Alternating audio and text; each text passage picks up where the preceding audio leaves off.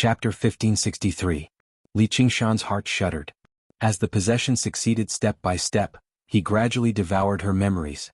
The memories were far too shallow. They were not surging torrents but just a few shattered pieces of ice. Every single piece possessed the same dark, deep background, and the same scenes were reflected on them repeatedly. The great sage of Moving Mountain, who stood as majestic as a mountain in the ruins of End, the well-like sky in the Netherism dwelling, and her crying like a homeless child. This scene stabbed him deeply. It was even more painful than enduring the tortures of hell. So, I have forgotten everything. So, I was not a coward.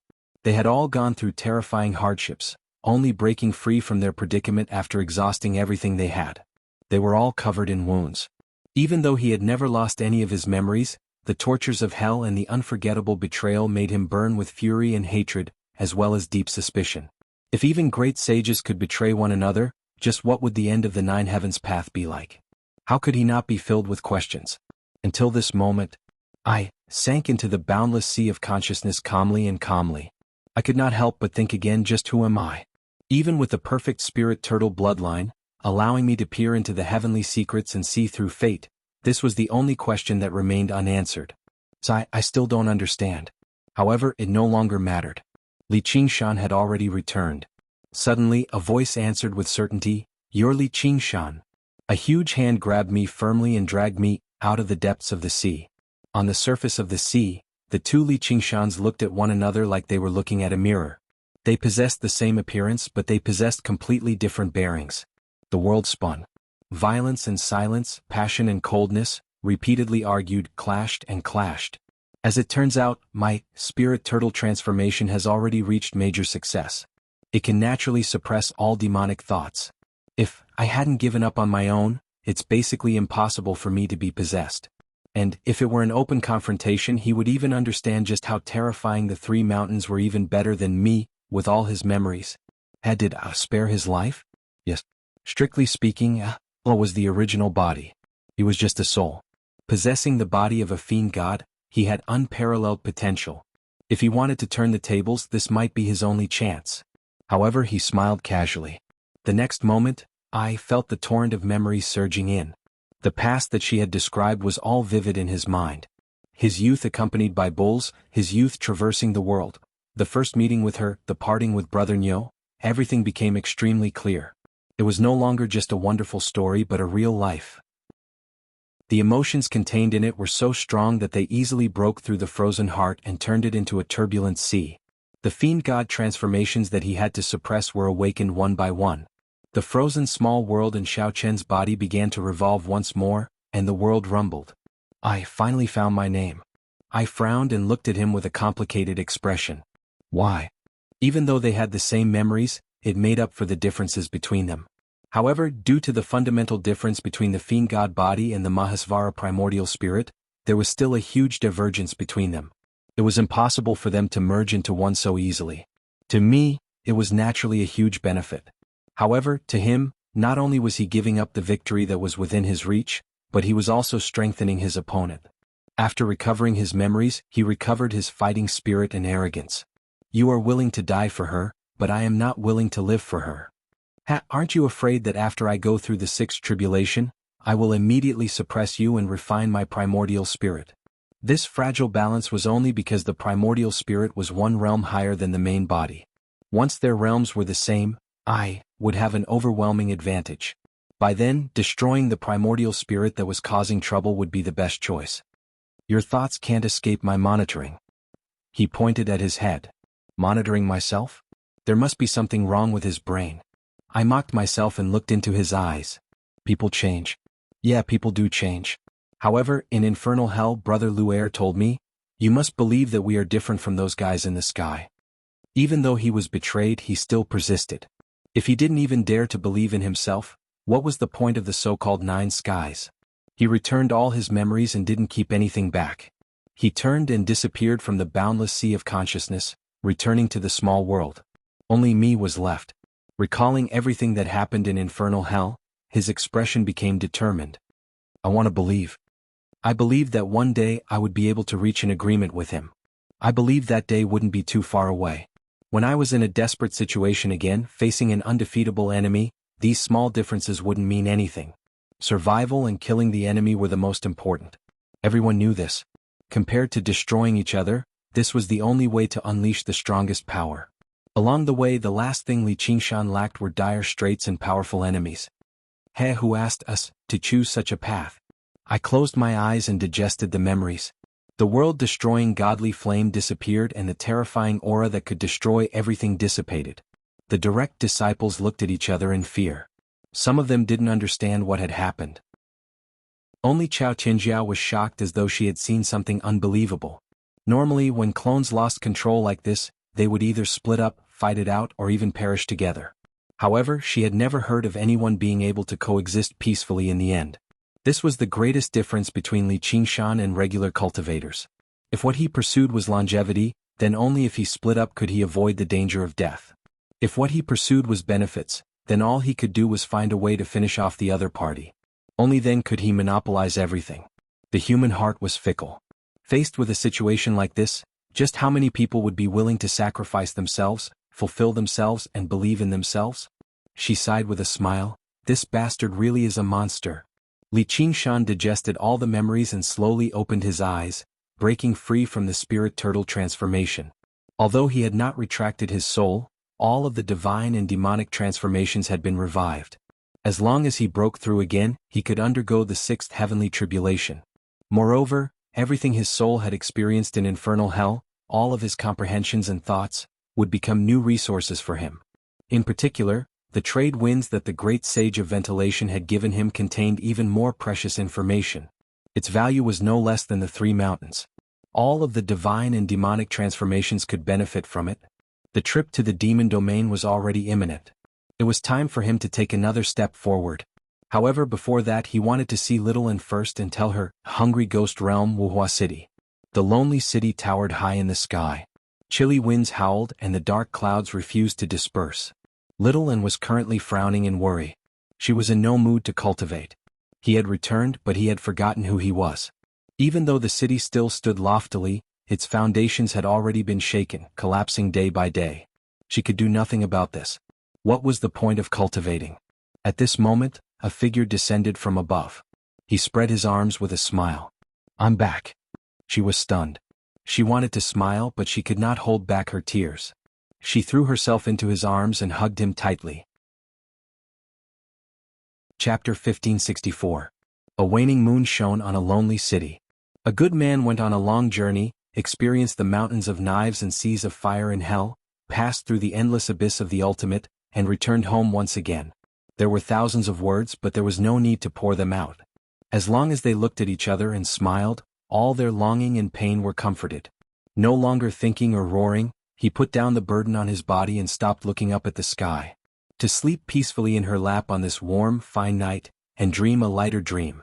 Under the pale moonlight, Little An gently stroked his face and twirled a long string of prayer beads, passing the news of the return of the Demon King to the Heavenly Kings. Demonic Beast Path, the great Kuan was struggling to move its long wing-like fins, swimming into the deep sea. Its body was covered with wounds and it had just escaped a hunt. The dragon's roar still echoed in its ears. The sea had always been the territory of the dragon clan.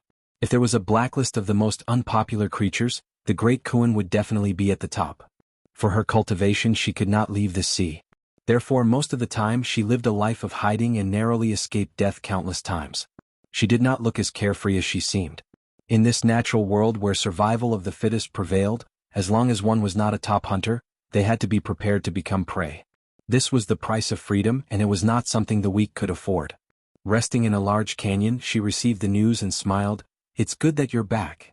In the depths of the canyon, a pair of cold eyes suddenly lit up. Thousands of tentacles slowly stretched out in the ravine, and without stirring up any water, they enveloped her like a huge net. A new round of hunting had begun.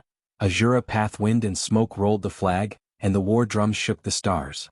Luo Ho Xiaoming was in a fierce battle, but the situation was very unfavorable. The army under his command was retreating, and the military aura condensed on his body was rapidly weakening.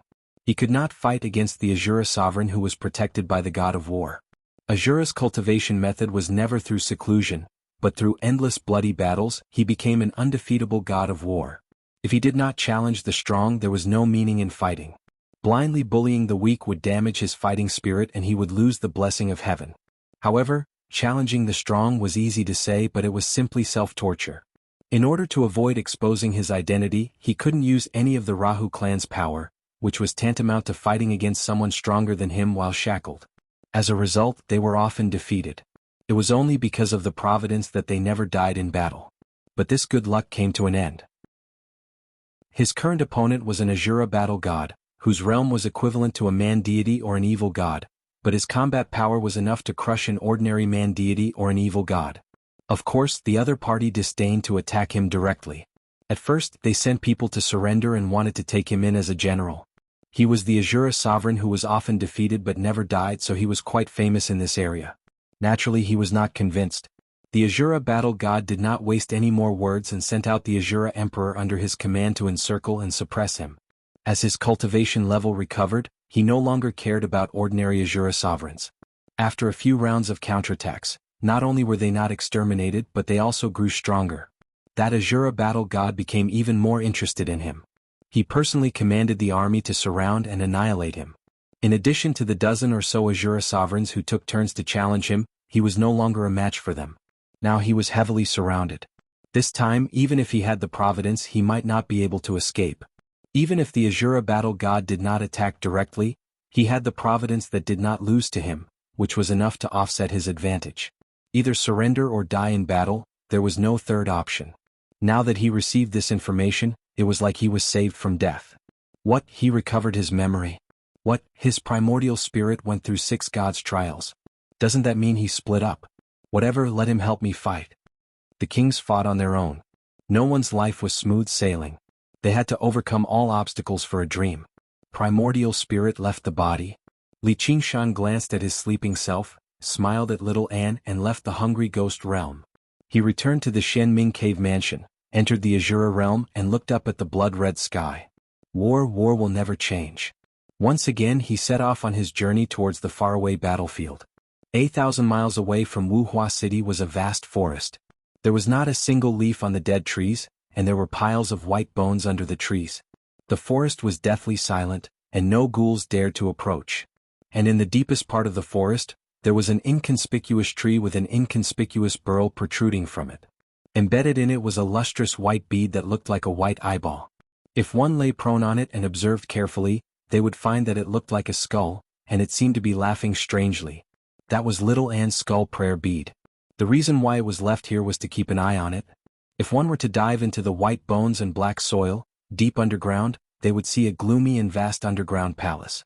The aura of death and the aura of Een were stagnant, forming a substantial flocculus. Not to mention this deep underground, even on a clear day one would not be able to see their own fingers. This place was like a tomb or a tomb. The entire hungry ghost realm was made up of tombs like this, where countless failed cultivators and fallen souls were buried. This tomb was called Wu Hua Palace, and it was the resting place of Wu Hua Ghost Immortal. Taking advantage of this old ghost slumber, Li Qingshan and Little An worked together to take over Wu Hua City.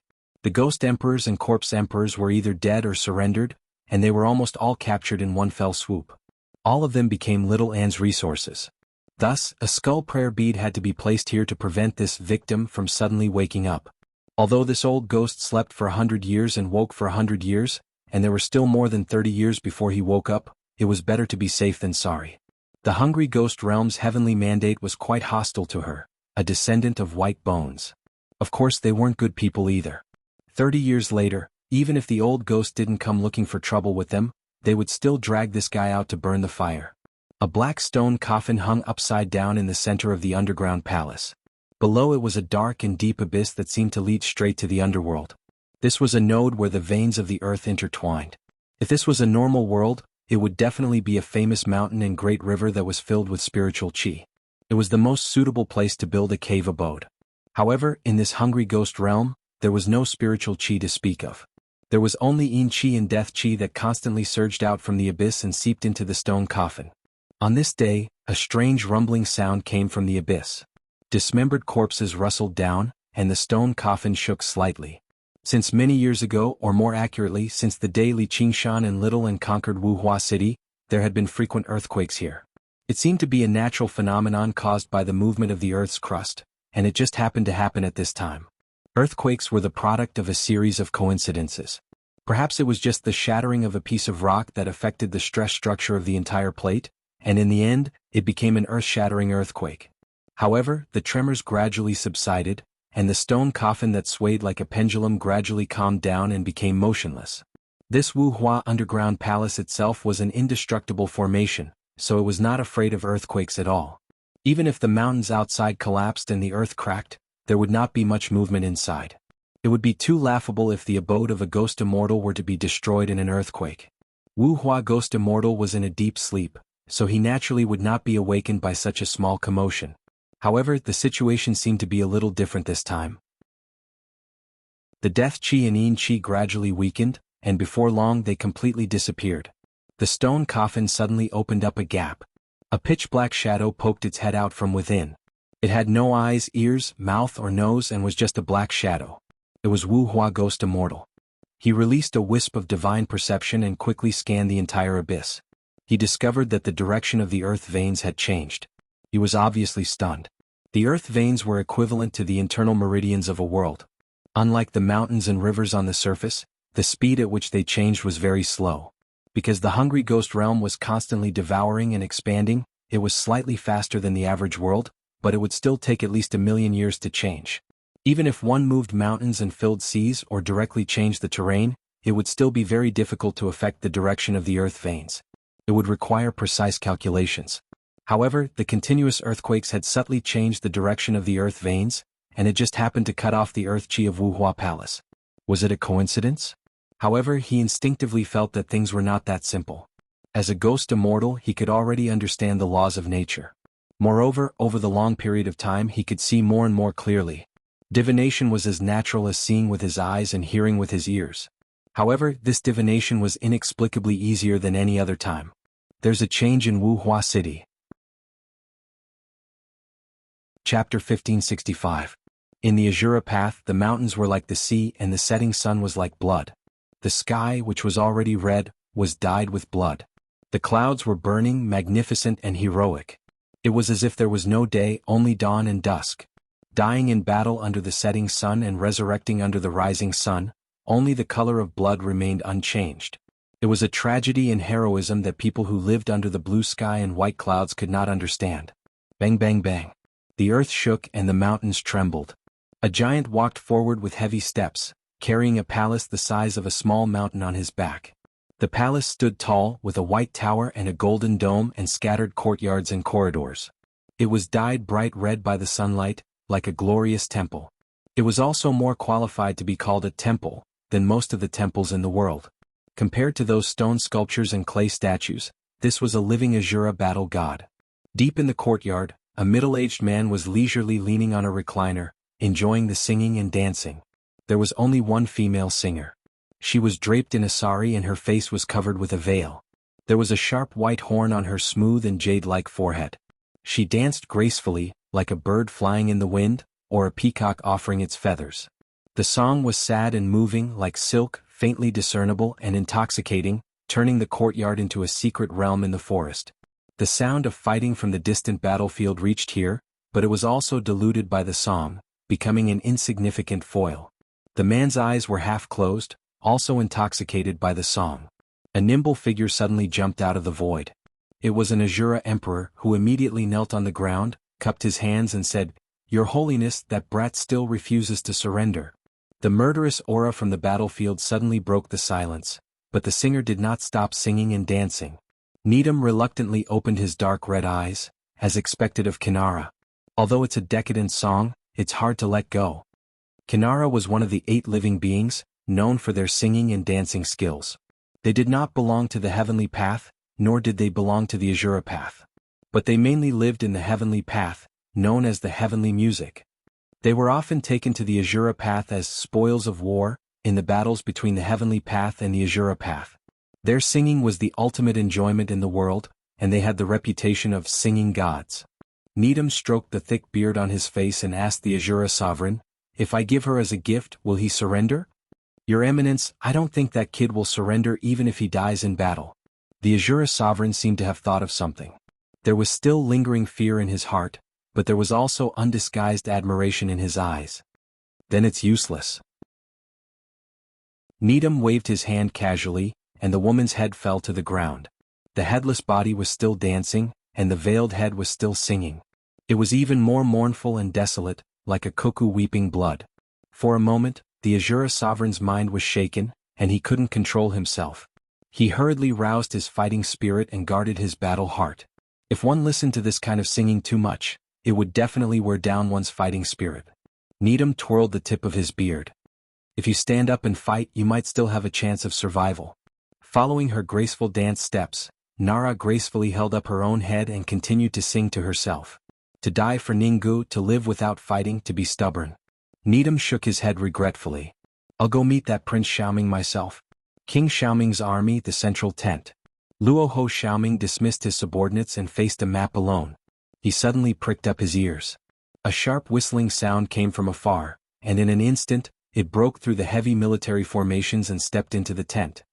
We finally meet Prince Xiaoming. Needham looked as if he was taking a leisurely stroll. Looking at Luo Ho Xiaoming's back, his eyes were filled with determination and passion. It wasn't that he had a special preference, but that this talent was too rare. Even though he couldn't use the Rahu clan's divine abilities and spells, the talent and strength that Luo Ho Xiaoming displayed was still astonishing. In a head-on battle, he didn't fear any Azura sovereign. When commanding an army, he could fight against a battle god.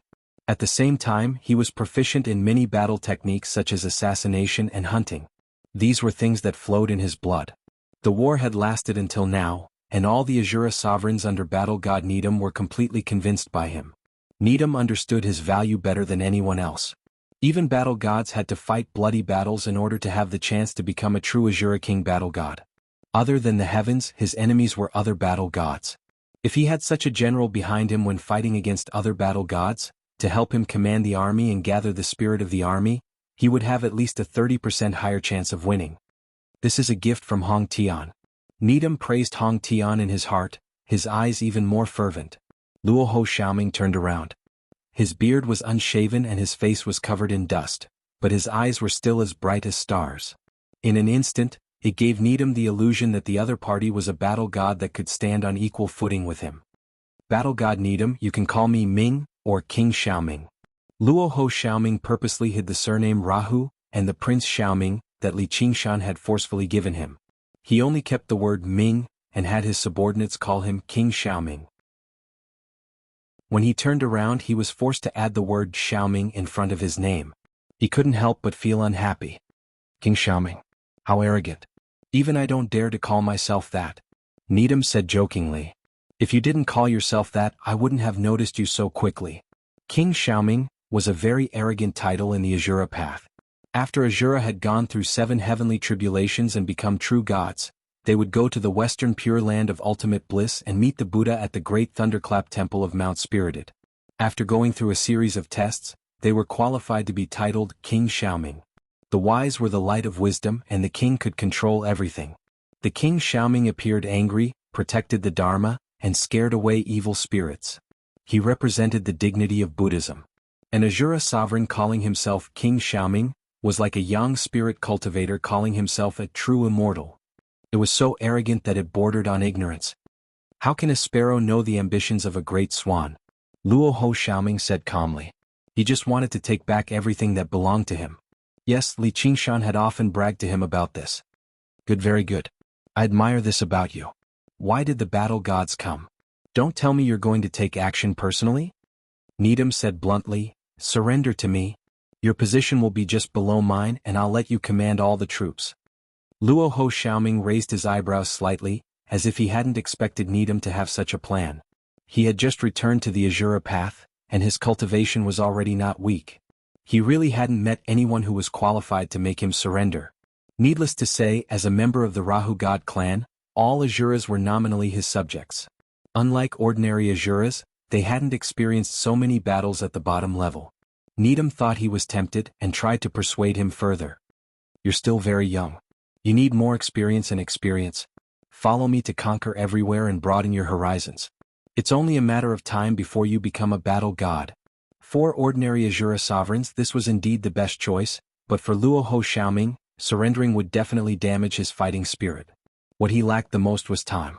His mother could notice this place at any time, and as a Rahu, he would never serve another Asura as his master. He laughed coldly. I don't need you. I can become a battle god too. Needham's expression darkened, instantly becoming ugly and ferocious. No battle god will allow someone like you to rise so easily. Even if I have to personally take action today, I'll make you stay here. You battle gods are really stingy. Luo Ho Xiaoming laughed disdainfully and shook his head. I didn't think of this at first.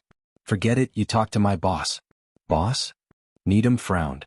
Could it be that there were already other battle gods behind him? That would be troublesome. He had to end the battle quickly and take him down. Just as he was about to attack, a man suddenly walked out from a dark corner of the tent and patted his chest. That's right, it's me. Needham was shocked. He hadn't noticed when this person had appeared. Luo Ho Xiaoming said, Too slow. You made me say a bunch of nonsense to stall for time. How can you talk to your boss like this? Stop talking nonsense. Can you do it? Luo Ho Xiaoming questioned. The difference between a mere primordial soul and a battle god was not small. Chapter 1566. What did you say? Needham's face gradually became ferocious and livid, like a statue in a gloomy ancient temple. He walked down the altar step by step, and like a falling mountain he pressed down on Li Qingshan. In fact, his figure didn't change at all. What changed was his momentum, soaring into the sky and stirring up the wind and clouds. The sky suddenly darkened and pressed down on the big tent. All the Asuras on the battlefield looked up. The war god was angry. When the war god was angry, there were millions of corpses and rivers of blood. The victory or defeat of this battle was no longer decided by others. Li Qingshan lowered his head slightly, and under his thick eyebrows, a pair of black eyes sparkled. He said with a faint smile, Let's make a deal. You get out now and I will spare your life. How about that? The gloom in Luo Ho Xiaoming's heart was swept away. This was the Li Qingshan in his memory. He couldn't help but laugh loudly. Go boss, bite him to death. You shut up. Li Qingshan glared at him and thought, I want to bite him to death. The Asura war god wasn't comparable to the infernal judge. Although the latter had infiltrated the system because of this, his combat power was really worrying. In essence, he was just a ghost immortal. The war god had fought his way through bloody battles. He had an undying Asura body and extremely terrifying combat power. It took him a lot of effort to sneak attack Judge Liu. Now that it was a head-on confrontation, he really had no advantage at all. So he deliberately provoked Needham and shook his mind, so that he could take advantage of the situation and trigger the inner demon's counterattack.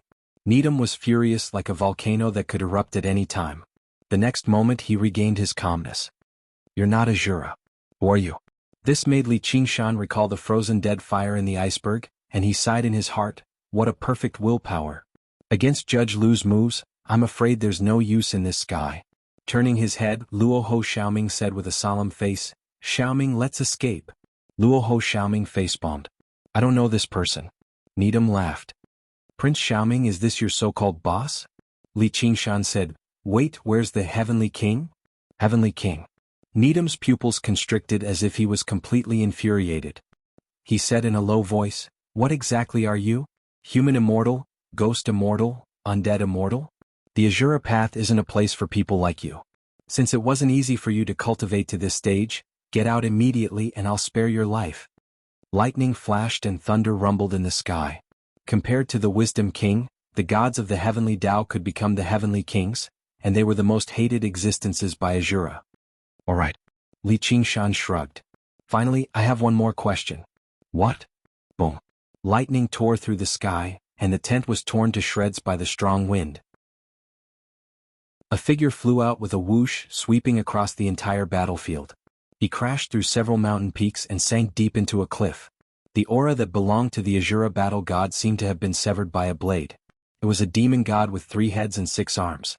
His muscles were knotted, and his skin was indigo like it was cast from steel. His entire body was burning with black flames that resonated with the red sky above his head, dyeing the world black and red. Li Qingshan slowly retracted his fist and opened his arms to the sky. He laughed and asked in a hoarse and inhuman voice, Who said I'm not an Asura? The power he had obtained from Chao Tianjiao had not dissipated yet, and it completely exploded at this moment. The vast mandate of heaven descended from the sky and formed the Azura immortal body. He would not lose to any Azura battle god. He was the son of heaven of the Azura path. He closed his eyes and felt the unprecedented majestic power in his body. It was so huge and violent that he could not control it. At this moment, the realm he comprehended in the colorless realm came into play. Wisps of wind poured into his eyes, ears, mouth, nose and 36,000 pores, blowing through the great freedom primordial spirit. In the blink of an eye, he subdued this violent god power with the four skies meditation, and opened his eyes. "Kid, watch carefully," Luo Ho Xiaoming said seriously. "I'll wait and see." Li Qingshan stepped on the black flames and flew into the sky. He was very unhappy that he had to give up halfway in that battle with himself. Now he could finally continue. The undefeatable Azura battle god? This kind of enemy was interesting. In the broken cliff, Needham nodded slightly. "I see." He was completely unharmed. Only the fist mark on his chest was quickly fading away. He licked his scarlet lips and a smile appeared at the corner of his mouth. It was as if he was listening to the song of the Azura girl, but he was even more intoxicated. He bowed elegantly toward Li Qingshan in the sky. "Attacking the weak really hurts my fighting spirit. I had no choice but to do so. Since you are such a strong person, then I have no more worries." "Then you are really worrying too much." Li Qingshan smiled and grabbed a ball of black flames, throwing it casually. Boom. The cliff turned to dust and the smoke rose into the sky. All of the Azuras on the battlefield were stunned. Another Azura battle god? How did this encirclement suddenly turn into a battle between battle gods? "Lord Wisdom King, that is." "That is our battle god." Luo Ho Xiaoming ordered. "Pass down my orders, gather the army and fight again." "Yes, sir." The sound of the war drums shook the earth, and the sound of the bugle horn pierced through the clouds. Li Qingshan stared at the billowing smoke, but his eyes were blank. His gaze seemed to pass through the smoke, past the battlefield and look at a place far away. He clearly saw the existence of the laws. After going through 6 heavenly tribulations, he was no longer an ordinary cultivator. He had reached an unbelievable realm and could truly see the laws of heaven and earth. It was as if he had suddenly gained another sensory organ. Although he could not see color, hear sound, or smell, what he saw, heard, and received was 1,000,000 times more information than before. There was no color in the world but the tremors of light. There was no sound in the world but the ripples of the air. The things that humans could sense were really too narrow, like the blind and deaf. It was too easy for an ordinary person to defeat a blind person. They didn't even need to be stronger than the blind person. It wasn't just a difference in strength.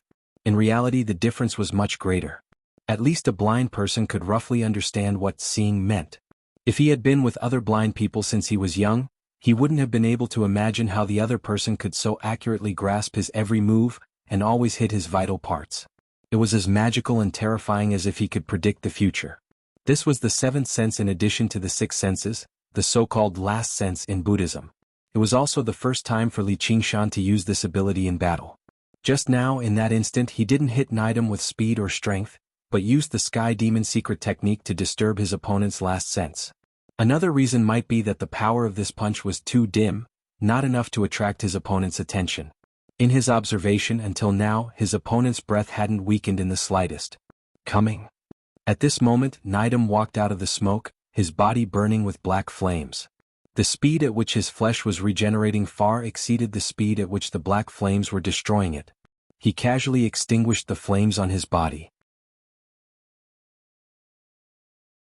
Chapter 1567. Li Qingshan. Li Qingshan stood in the burning clouds, his face expressionless, but he was very surprised. Even with the power of the apocalyptic fire, he couldn't hurt this guy at all. Needham. Needham put his right hand on his chest and bowed slightly.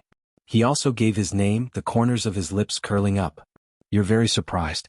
It seems that you haven't been through the 6th heavenly tribulation for long, and you're not even used to hiding your emotions. Fire is like a weapon. Its power doesn't lie in the weapon itself, but in the person using it. And the so-called apocalyptic fire, of course, can only be unleashed by a god. The fire that the heavenly demon master used to burn down Sanlian City isn't this kind of plaything." Li Qingshan's heart trembled. Under the observation of the nameless consciousness, even his thoughts became almost transparent. In an instant, he rewove his thoughts and built a high wall to block prying eyes. At this moment, he suddenly felt a pain in his chest and he vomited a mouthful of blood. Needham stood far away on the horizon, but in his hand was a bloody heart that was still beating. How can you be distracted during a fight? Li Qingshan's body didn't have a trace of injury, but he felt that his chest was empty. That was his heart. When he focused his mind on the inside, he neglected the outside and revealed a flaw. Based on his past experience in fighting with others, this couldn't be considered a flaw at all from such a distance, but he immediately suffered a heavy injury. Needham's hand directly passed through the void and pierced into his chest, taking out his heart and destroying his other organs. Li Qingshan wiped the blood from the corner of his mouth. I've learned something. Needham casually crushed the heart, spread his bloody fingers and covered Li Qingshan. I'll remove your organs one by one. How long can you last with this temporary Azura immortal body? Then I'll empty your primordial spirit and you'll die. Li Qingshan interrupted impatiently. What are you trying to say? Run? The further the better. It's best if you can escape from the Azura realm. Come back after you've completely adapted to this realm and learned how to fight. Didn't you say that I must die? If you die by my hands, I'm afraid he would rather die in battle than surrender. Needham looked at the ground again. Under Luo Ho Xiaoming's command, the heavily surrounded Wisdom King's army had already regrouped and started to break out of the encirclement. He personally led the army into battle, and for a moment their momentum was like a rainbow. Facing an enemy 10 times their size, no one could withstand their vanguard. Her eyes were filled with admiration as she said softly, I need him. Li Qingshan's whole body trembled, and he immediately made up his mind. I definitely can't leave classmate Little Ming to this damn gay man. Die. Controlling the flickering black flames, he charged straight at Needham. He raised his 6 arms and balls of flames condensed into spears. So. In an instant, countless streaks of black light pierced through the air, sealing off all of Needham's escape routes. Needham didn't dodge or evade, allowing a spear of black flames to pierce through his chest. He was actually unscathed. Li Qingshan's eyes widened, and he discovered that Needham's figure was fading in and out of existence.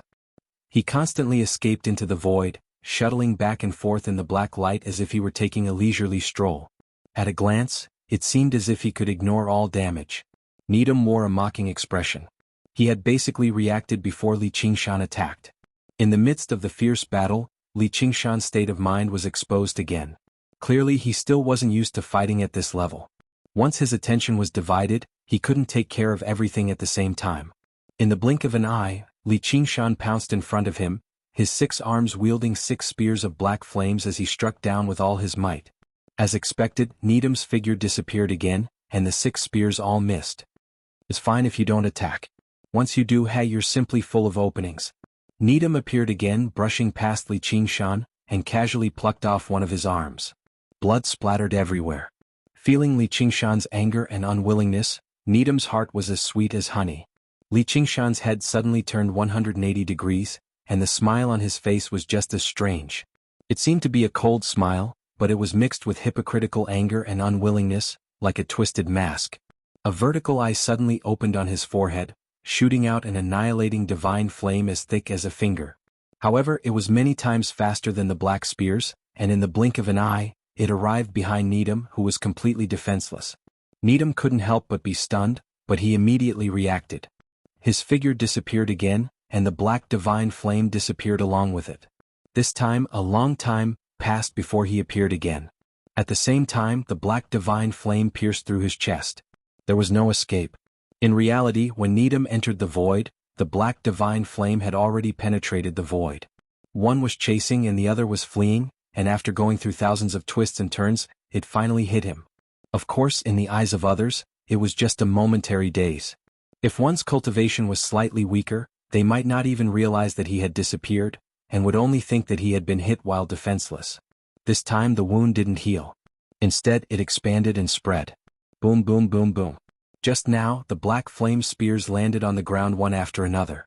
Countless plumes of smoke rose into the sky, and for a moment, the battle cries on the battlefield were drowned out. Needham turned his head, his expression ferocious and furious. He knew that he had been tricked. Li Qingshan had deliberately exposed his emotions, and at the end, he had faked anger and unwillingness. Taking advantage of the moment when he had relaxed, he had dealt a fatal blow.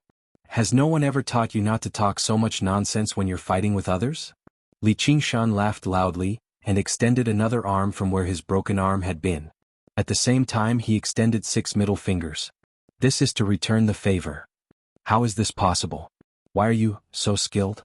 Needham looked at the hole in his chest in disbelief. He couldn't accept it. Just now he had been fooled like an idiot, but now he had adapted so quickly to the fighting style of a 6th-level heavenly tribulation. From faking his emotions to deceiving him, to the divine fire's pursuit in the void, and now that he had been seriously injured, it was as if he had become a completely different person. Moreover, he could confirm that Li Qingshan hadn't been deliberately pretending to be stupid at the beginning. Otherwise he would have directly launched a sneak attack in the tent, and he would have definitely suffered even more. The power of this divine fire of annihilation was too terrifying, and it restrained the undying body of Azura more than he had imagined. TSK insignificant tricks. I don't need to escape, and I don't need to escape from the Azura path. I can kill you right now. Li Qingshan withdrew his 6 middle fingers. I still have to thank you for your guidance. You made me understand that knowledge is power. Adapting to the 6th-level heavenly tribulation realm was, of course, something that took a lot of time. However, in the colorless realm, Li Qingshan had already reached an even higher realm. This information was stored in Brother Lu Er's trade wind. As long as his strength was sufficient, he could integrate it at any time. The realm itself wasn't power, but it was the foundation of all power. After the great Einstein discovered the theory of relativity, Oppenheimer discovered that, it turned out that he could also make an atomic bomb and use it as a big bomb. In terms of fighting, Li Qingshan had always been able to understand it without a teacher. He realized that the way he used the divine fire of annihilation in the past was really too clumsy. It was practically like using a nuclear bomb to hit someone. At most, it was a dirty bomb. Most importantly, he realized that the thing on his forehead wasn't just a flamethrower, but really an eye. Thus, he was able to lock onto Needham's movements in the void and see the flaw that existed on his body. It wasn't the so-called flaw of being punched in the face because he didn't defend in time. Instead, it was the flaw at the level of the rules. It was like a stubborn rock with many cracks that were hard to see with the naked eye. It was useless to hack at it with a knife or axe, and at most it would leave some white marks. But as long as he found the crucial crack and struck it lightly with a chisel, the stubborn rock would crack or even shatter. The undying body of Azura was such a stubborn rock. It wasn't perfect and flawless. As long as he found the crucial node, he could seriously damage it or even cause it to collapse instantly. Of course, normal attacks were completely useless. The node would constantly circulate and change according to the flow of energy and the changes in the movement. The divine eye on Li Qingshan's forehead could see these nodes. But just seeing it was far from enough. Those nodes weren't really points, and the actual situation was much more complicated. Not only did he have to find the cracks on the rock, but he also had to follow these cracks and penetrate the entire rock as quickly as possible. During this process, the cracks were constantly changing. Even the slightest mistake would greatly reduce the effect. Under these circumstances, normal magic treasures and spells were useless. No matter how powerful they were, even if they crushed Needham into powder, they couldn't stop the rebirth of the undying body of Azura. But the divine fire of annihilation had this ability. This was its true terror. In theory, it could destroy everything, and there was no limit to its destructive power. Li Qingshan's 6 hands waved outwards as if he were chasing a child away. Run. Run as far as you can, although I won't let you go. Chapter 1568. Sanders. The setting sun gradually set, the sky was getting dark, and the fierce battle on the battlefield was in full swing. The update was so fast. Millions of Azuras spread out across the vast territory, and it was different from the simple frontal charge that Li Qingshan did in the battle in the demonic domain. The Azuras fought fiercely in every valley, on every hill, and on every field. Some were on high hills, holding longbows, and arrows rained down like rain. Some stood at the forefront of the battle formation, armed and ready, and some freely shuttled back and forth on the battlefield, holding short weapons, appearing and disappearing mysteriously. Even if they were covered with dozens of wounds and broken limbs flying everywhere, they were still fighting fiercely. They were not fighting alone, but cooperated with each other at any time, and the army's spirit was unpredictable. They gathered to attack the enemy, scattered to accumulate momentum, and tried their best to create a situation where they were outnumbered. That was not comparable to the war in any world. Even the old soldiers who had been fighting in the demonic domain for many years could not imagine such a battle. It was like 2 highly refined war machines, crazily colliding and violently rubbing against each other. There is no constant momentum in war, and water is impermanent, was reflected to the extreme here, and there was a high degree of reason in the fanaticism. Luo Ho Xiaoming took advantage of Nidam's inability to split himself, and dominated the entire battlefield for a time. However, everyone, including him, knew that the key to determining the outcome of the war was not here, but in the sky. He had also been paying attention to the decisive battle in the sky. Even he, who was once a god, could not help but marvel at the speed of Li Qingshan's progress and the talent he showed in the battle. He is simply a born perfect Azura. If he was not born in the human realm, but in the Azura realm, even if he did not meet that person, he would not be much worse than now. Originally, according to common sense, letting a primordial spirit face a war god was simply courting death. Luo Ho Xiaoming still decided to ask him for help, but it was only because of a kind of trust. It was not something boring like feelings or bonds, but the trust of a warrior. In the case of the same realm, Li Qingshan would never be defeated so easily. The multicolored light in the sky dimmed, and the wind blew away all the smoke. In the dark red sky, a bright moon rose up behind Li Qingshan. His black hair draped over his shoulders like the mane of a wild beast. His face was dark and gloomy. His eyes were like burning coals, shining brightly as he gazed over the entire battlefield. Then it condensed on Nidam's body. Only the divine eye on his forehead was tightly shut. He was resting with his eyes closed. Under the gaze of that pair of eyes, Nidam did not dare to make a move. What he was most wary of was that tightly shut divine eye. Seizing the opportunity to catch his breath, he suppressed the world-extinguishing divine fire in his body. The hole in his chest started to heal again. Suddenly, Li Qingshan took a deep breath. The wind whistled and turned into 2 tornadoes that were sucked into his nostrils. There are almost all the books you want to read. It's much more stable than the average website, and it updates faster. It's all text without advertisements. They surged into the new lungs and propped up the chest. His heart recovered and beat like a war drum, sending blood to his whole body. His strength recovered bit by bit until it reached the most perfect state. Suddenly he looked up to the sky and roared, his heart filled with excitement. His long hair danced in the wind, and his aura rose rapidly. It was like a burning fire, like a cloud, and filled the entire sky. His aura swallowed thousands of miles like a tiger. The battlefield fell silent. Regardless of friend or foe, everyone looked up. Come on. The murderous intent filled the sky. It condensed into the shape of a tiger and pounced on Nidam. Nidam sneered slightly, and suddenly the void. Li Qingshan focused his eyes and rushed forward. In the void behind him, a hand suddenly stretched out, bringing with it layers of afterimages. If Li Qingshan had not reacted quickly, his heart would have been taken away again. Humph, the same trick can't be used on me twice. He turned around, raised the fire, condensed the weapon, and swung the blade, all in one go.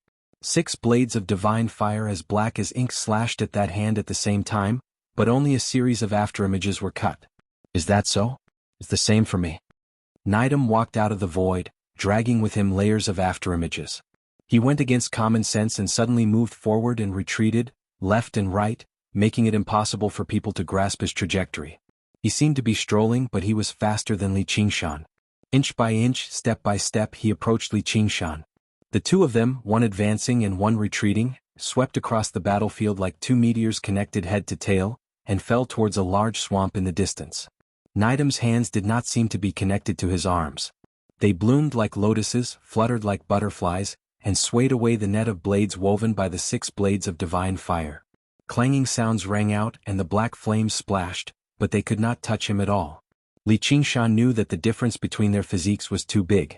If they fought in close combat, he had no chance of winning.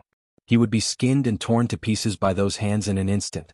Your divine eye, after using it once, needs a long time to recover. You've already used it once just now. If the second time still can't decide the outcome, Nidam looked like he had victory in his hands. Suddenly he crushed a blade of divine fire, and conveniently removed one of Li Qingshan's arms. Boom! The meteor fell into the large swamp. Before the ripples spread out, it was already close to the bottom of the lake, and there was no way to retreat. Shut up, you're not a fucking saint. Li Qingshan shouted angrily, divine eye, open. The world suddenly lost its color, shape, and even quality. It was as if he had returned to the colorless world. All he could see was the wrong laws of heaven and earth.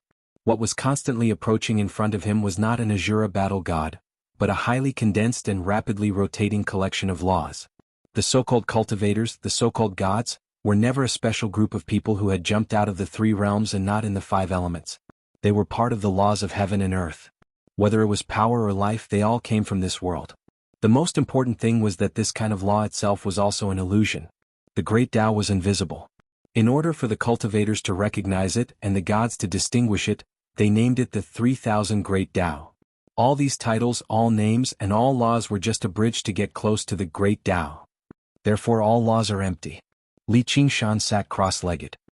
His 6 arms stretched out to form different seals, and his long hair was tied into a bun behind his head.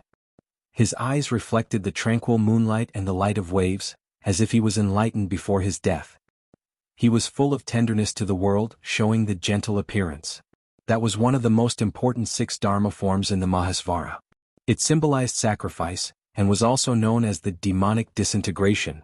Before Nidam's hands touched his body, the Asura immortal body turned into ashes, leaving only the vertical eye.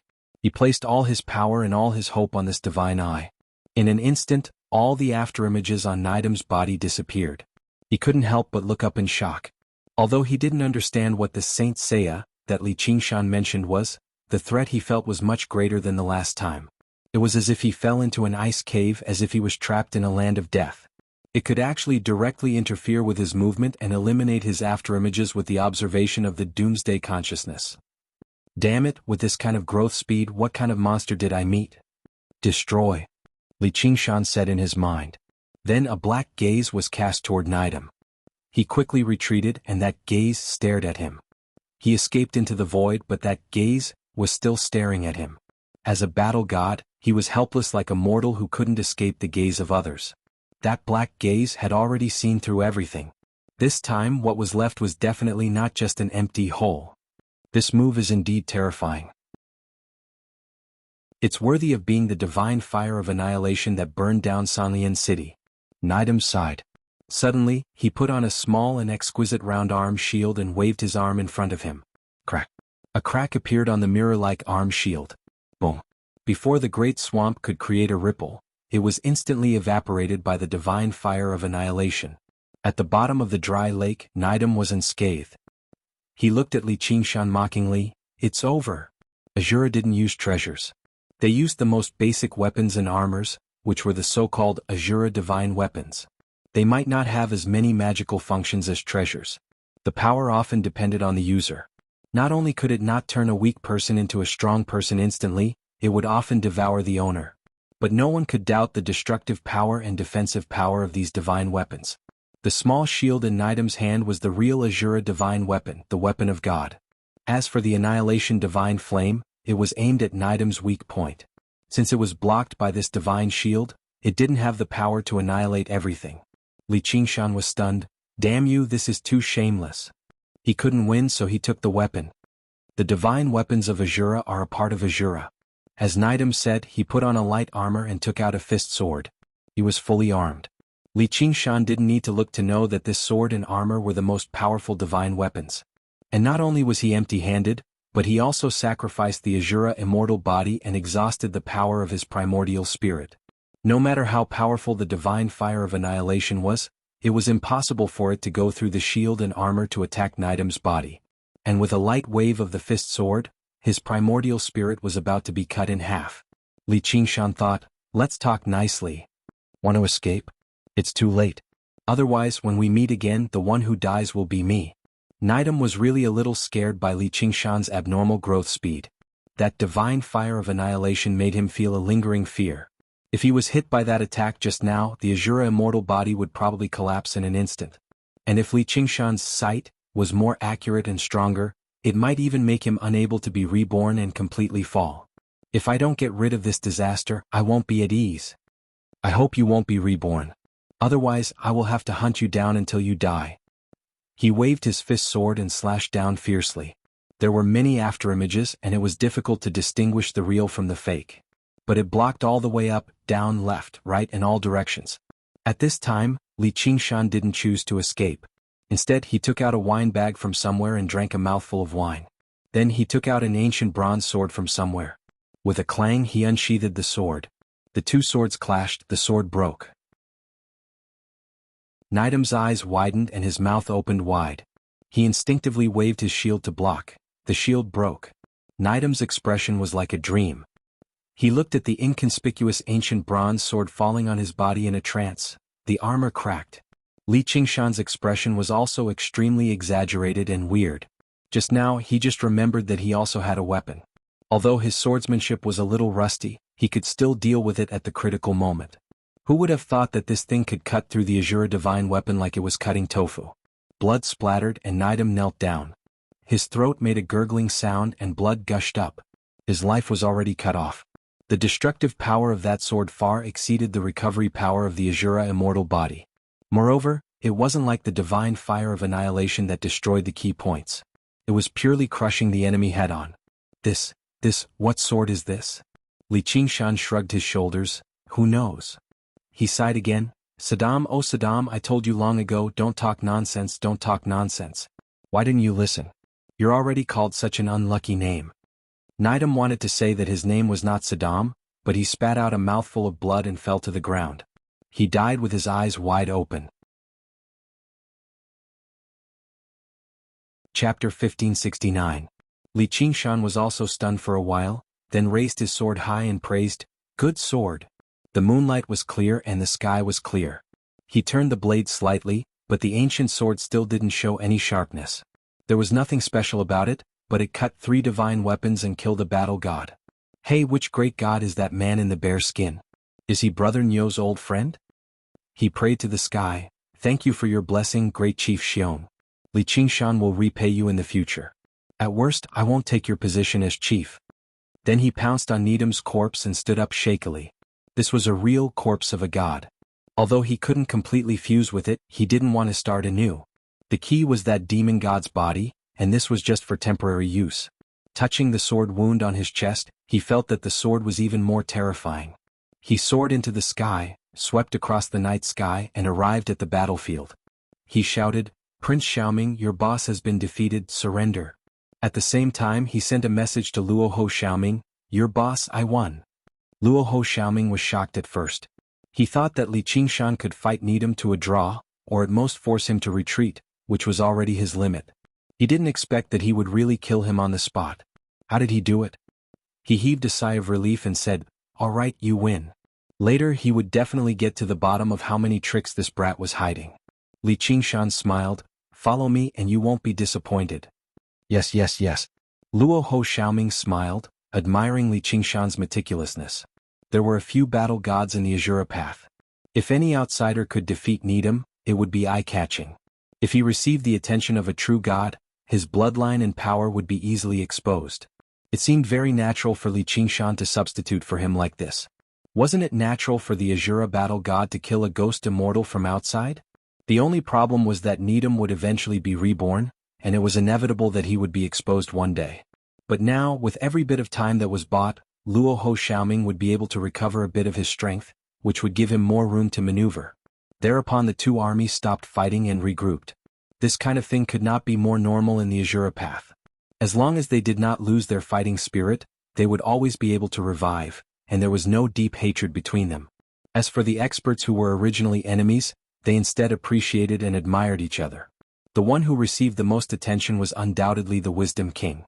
A few Azura sovereigns immediately came over to chat with him, expressing their desire to spar and learn from each other. Luoho Xiaoming nodded slightly. He didn't say much and just casually said a few words. Even though he couldn't reveal the power of the Rahu god race, he still had a special aura about him. It made the Azura sovereigns who received his response feel inexplicably overwhelmed by the unexpected favor. Seeing that the time was right, Li Qingshan carried out Nidam's last wish, and immediately announced that Luoho Xiaoming would take the second seat and replace him as the commander of the entire army. Luoho Xiaoming sincerely thanked him. Every battle god had his own sphere of influence, which covered countless mountains, rivers and lakes, and was abnormally vast. He finally had enough space to expand and no one could suppress him anymore. That was the opportunity for him to go through 6 heavenly tribulations and become a battle god. Li Qingshan was afraid that his identity would be exposed, so he didn't dare to interact too much with Nidam's subordinates. He directly announced that a celebration would be hosted by Luoho Xiaoming. Relying on some of the remaining memories in this body, He came to the palace on the back of the giant. Deep in the courtyard, Kinara girl, who was in a different place, was still singing sorrowfully. Her voice was weak and ethereal, like a candle in the wind that could be extinguished at any time. Li Qingshan glanced at her. What a waste. He grabbed her body with one hand and the head with the other, putting the two together. Then Kinara girl's singing stopped, and her neck was connected again. She couldn't help but widen her eyes and take a deep breath. She looked Li Qingshan up and down with her beautiful eyes and suddenly said, "You're not Needham." Shocked, Li Qingshan slapped his thigh. So he's not Saddam. No wonder he had that expression when he died, as if he wanted to say something. He simply took off the god's body and hooked Kinara girl's sharp chin. "Beauty, your voice is so beautiful. Tell me more." Kinara girl said, "You're not Azura either." Li Qingshan was really a little curious. "How did you know?" "In the eyes of Azura, there wouldn't be so much joy." Li Qingshan laughed heartily. "You're right. This was probably the reason why he didn't want to become Azura. In addition to fighting and killing, there were many other things in life, such as good wine and beautiful women. Looks like you're not Azura either." He looked at her slender and graceful figure under the green gauze, her skin as smooth as milk, and her jade-black eyes with almost no white. In short, there was a faint sadness in them. That wasn't an expression an Azura girl should have. "I'm Princess Qin of the Kinara clan. Thank you for saving my life. If you can send me back to the Heavenly Law, I'll definitely thank you." "Kinara?" The 8. Li Qingshan lay down comfortably on the reclining chair. He was getting tipsy and he pulled Princess Qin into his arms. "Then I won't stand on ceremony." Very soon, a soul-stirring mellow moan rang out in the courtyard. At the same time in the Hungry Ghost realm. After performing the most meticulous divination, Flowerless Ghost Immortal transformed into a black shadow and silently traveled through the depths of the earth, heading toward Flowerless City, which was thousands of kilometers away. He purposely didn't go out from the main entrance. Although he didn't find the skull prayer beads, the skull prayer beads didn't find him either. This was the caution he had developed over the years, and he sensed that something was amiss. The Hungry Ghost realm was different from the other Daos. There were no true immortals or true gods, and ghost immortals were the strongest. He was infamous in the Hungry Ghost realm, and he could be considered an expert even among ghost immortals. Unless it was the Hell Realm Zine commander, no one else had any reason to provoke him. Even if he was here for revenge, there was no meaning in destroying Wuxia City. Instead, it would expose his hostility. Thus, he kept a low profile and would rather slow down and retract all of his aura. Very soon, he arrived at Wuxia City and carefully observed for a while before sneaking in. He had gone through 6 heavenly tribulations, understood the laws of heaven and earth, and created the undying consciousness. Even though he was only a ghost immortal, he possessed incredible power. The so-called formation was essentially a fortress constructed by imitating the laws of heaven and earth. In his eyes, it was a fence full of holes, and this was his city in the first place, so he could easily and silently sneak in. Li Qingshan and Little N were completely unaware that a powerful enemy was approaching. Not only was the heavens not on their side, but they were also blinded by their senses. Even if it was a life-threatening danger, they wouldn't have any premonition. Coincidentally, their primordial spirits were heading toward the Azura realm. Not only was there a major realm between them, but this realm was also the dividing line between cultivators and immortals. They didn't have the right time, the right place, and the right people, and they were being ambushed. Chapter 1570. The tranquil moonlight shone on the bed. Little N sensed something and looked out of the window. A crescent moon passed through the dark clouds, flickering between brightness and darkness. Suddenly, a gust of chilly wind surged in, blowing up the heavy curtains and pressing toward her. Ding ding ding ding. The chaotic soul bell rang urgently, but it seemed very dull. Unknowingly, endless darkness had drowned the tower like black water. She could not even see her fingers in front of her, and the stars and moon were devoid of light. Little Anne's eyes flickered. She waved her long sleeves, and the skull prayer beads on her wrist scattered and flew away. At the same time, she pulled out the Buddha-slaying sword. However, the prayer beads fell into the darkness like a stone sinking into the ocean, and there was no reaction at all. She was expressionless, and without any hesitation, she swung her sword at the darkness. Just as the blade was raised, it was tightly gripped by the darkness, and it gripped her tightly as well. The darkness devoured her flesh and blood crazily, and in the blink of an eye, her beauty withered, revealing a white skeleton with pale flames burning in its eye sockets. White bone heir. The ghost immortal Wu Hua's surprised voice came from the darkness and he laughed. No wonder I woke up, the heavens are really helping me. The white bone bodhisattva had caused too much damage to the hungry ghost realm in the past. In order to resist it, even the laws of heaven and earth had been distorted. Even the heavenly will, which had no memory, had left a clear mark that could not be forgotten even now. The laws of heaven and earth strongly rejected the white bone path of great beauty. If he could obey the will of heaven and get rid of a white bone heir, he would definitely be favored by the heavens. Not only would he become the strongest ghost immortal in the hungry ghost realm, but he would also have the chance to take the most impossible step and pass the 7 heavenly tribulations to become a true immortal, completely leaving this damned place. Everything happened in a flash. The darkness seeped into the white bone path like ink, spreading rapidly, and did not let go of Li Qingshan who was in her arms. He woke up from his dream with a start, and before he could figure out what had happened, he could only feel the terrible omen of death. He could not care less and immediately grabbed the mountain-shifting token and pointed it at the darkness.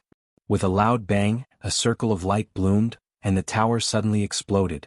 The darkness was pushed back and a vague figure appeared. Li Qingshan soared into the air from the rubble and dust with Shaoan in his arms, but the danger was not over.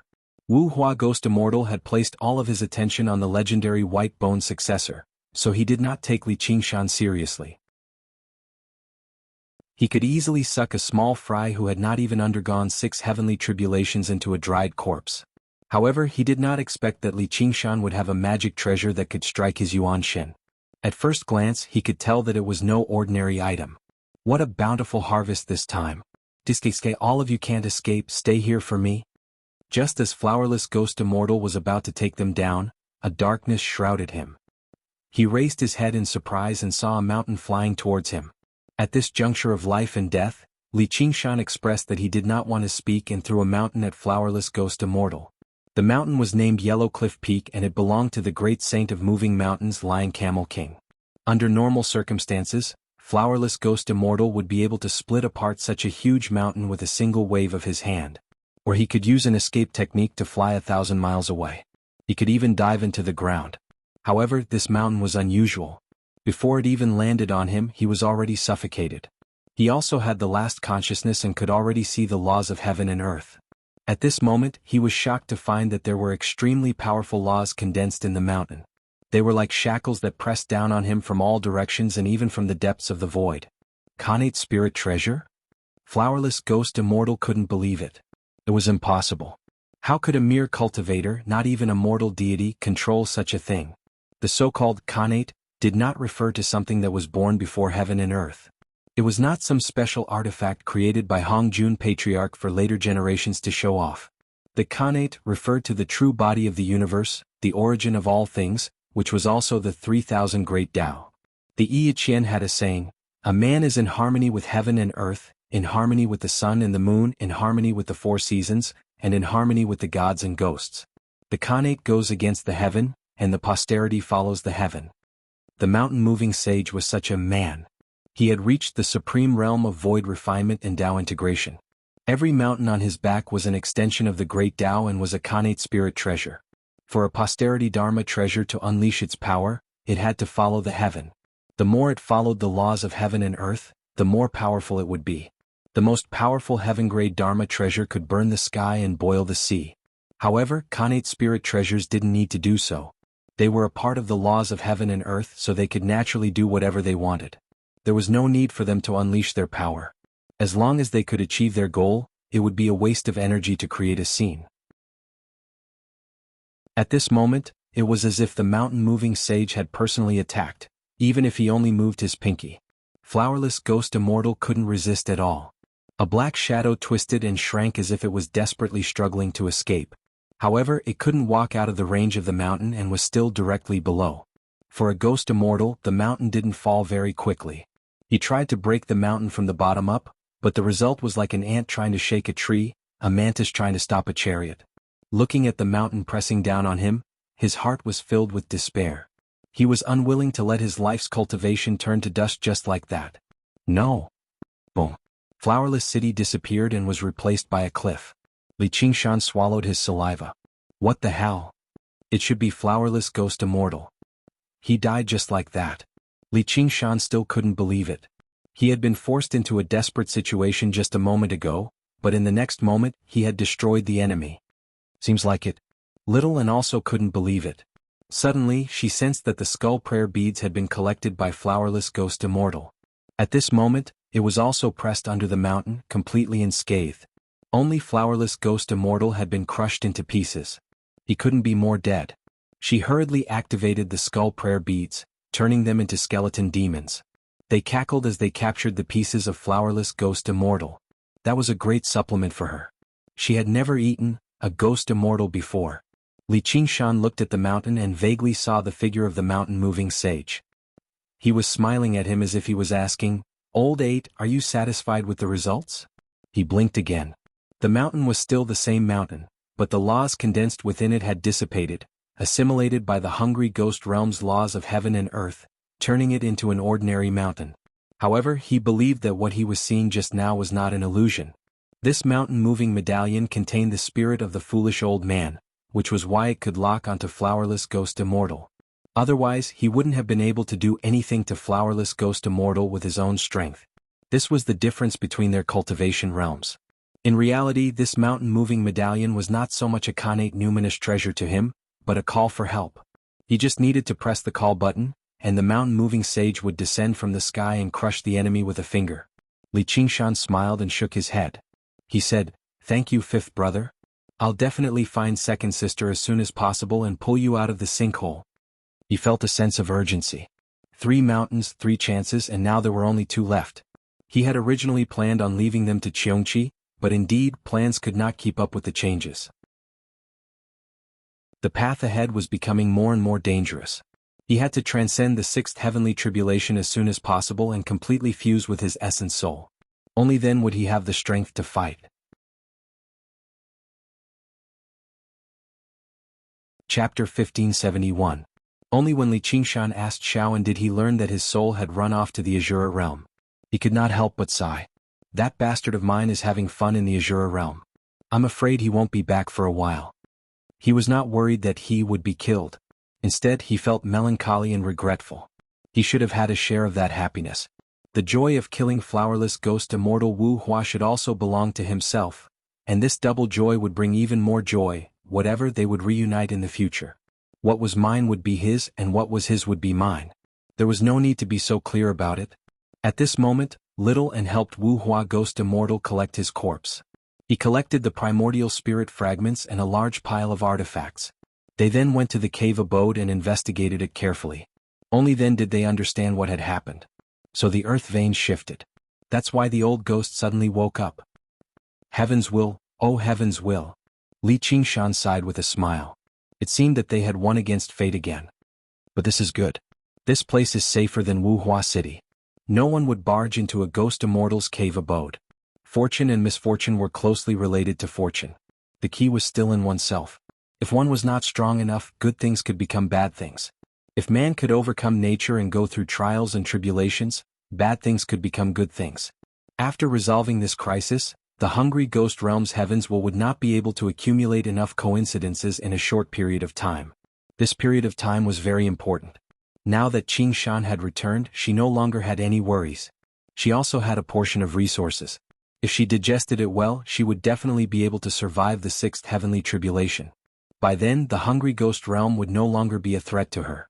Even if the heavens will arrange for more ghost immortals and corpse immortals to come to her, there was nothing to be afraid of.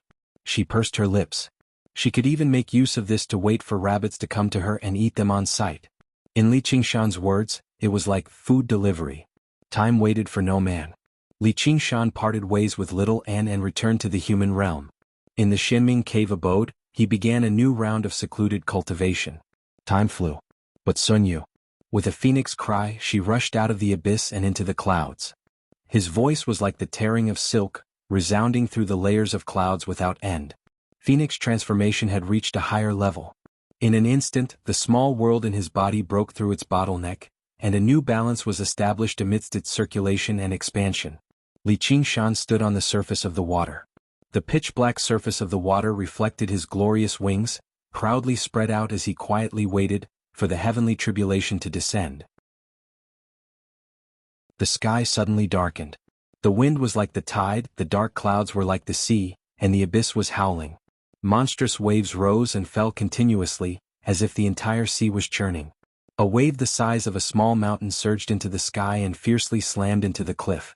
Boom! Raging waves beat against the shore, rocks flew everywhere and cliffs cracked. Li Qingshan looked up, and suddenly he could feel the feeling of watching flowerless ghost immortal being crushed to death by a mountain. The dark clouds became thicker and thicker, pressing down on the mountain peak as if the sky was covering it. This heavy and deep nether cave abode was like a small boat in a storm, swaying in the wind and rain. Cracks crawled all over the cliff, and large pieces of the cliff fell into the sea, stirring up even more turbulent waves. The nether grand formation was still operating, supporting the entire cave abode, but in the face of this mighty heavenly might, it seemed so fragile. The core of the formation suddenly flickered a few times and rapidly dimmed. The sound of raging winds, torrential rain, raging waves, and shattering mountains surged in from all directions. The only thing that had not been heard was the sound of thunder. Therefore this rumbling world seemed terrifyingly silent. This was no ordinary sixth heavenly tribulation. How could a mere human resist such heavenly might? Can I? Li Qingshan asked himself. From the perspective of a spirit turtle, his accumulation was far from enough. His cultivation had risen too quickly, and it was inevitable that his foundation would be unstable. Furthermore, it was easy to incur the jealousy of the heavens, and it was destined that the heavens would triumph over man. Crash! Corpses fell like rain in the cave abode. Crack! A huge stalagmite broke off and smashed towards Li Qingshan. With a boom it fell into the water and the huge waves surged. Li Qingshan's figure was nowhere to be seen. No matter how many things are, they are always urgent. Li Qingshan chanted proudly, stepping on the waves. Heaven and earth turn, time presses on. His demonic aura surged into the sky, stirring up the wind and clouds, contending with the heavens. 10,000 years is too long, I can only seize the moment. Lightning flashed and the world became as bright as day, illuminating the entire abyss. Boom! An extremely deep rumble. Rather than calling it thunder, it was more like the sound of a drum. With the thunder as the drumstick and the heavens as the drum's surface, he struck out with all sorts of attacks. The mountain abyss that was struggling to hold on instantly collapsed, as if it was collapsing from the inside. It swallowed Li Qingshan and he fell into the abyss. Li Qingshan's organs were about to rupture, and his bones were about to shatter. Blood surged through his throat, dyeing his lips red. He had never faced such a terrifying heavenly might. It was like swatting a fly, and the sad thing was that he was that pitiful fly. Listening to the heavenly wrath, he licked his lips and his blood boiled. He unfurled his wings to the extreme, clenched his fists tightly, and punched out a rising dragon. A person broke through millions of tons of earth and rocks, overlooking the sea and facing the heavens. The boundless waves and mountain ranges were like giant hands, as if they wanted to pull him down into the bottomless abyss, and also as if they wanted to lift him up high. The four seas churn, the clouds rage, the 5 continents tremble, the wind and thunder surge. He grinned and opened his arms towards the sky. Come? So what if it's a fly? So what if it's an ant? This is the life I want, this is me, Li Qingshan. The sky full of wind and thunder pounced towards him. They converged into a giant lightning axe in midair and it chopped down. There was not even a single ordinary bolt of lightning that descended. The first attack was tribulation lightning condensed into a weapon. The oppressive air, the terrifying might, and the formless laws tightly bound him from all directions. It was airtight and it was like he was suffocating. He did not care and only punched out. Bang!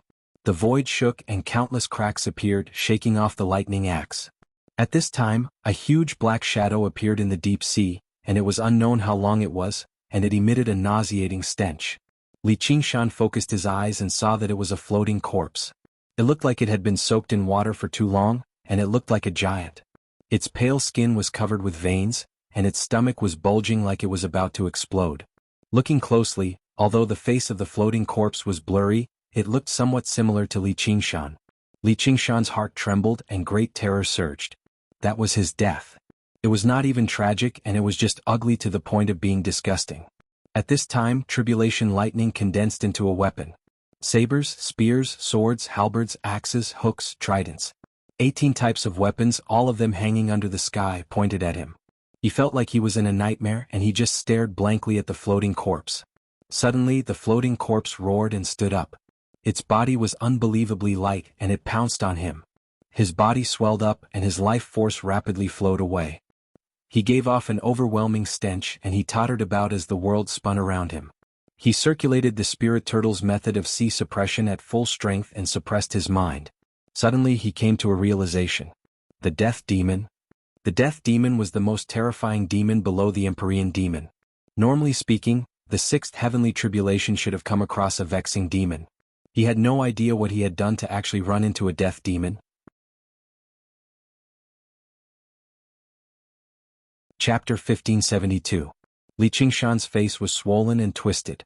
It was ashen, basically no different from a dead person. His mood was just as ugly as his complexion. The path of great freedom could originally ensure that he would not be disturbed by external demons when he underwent the tribulation. It gave him a great advantage.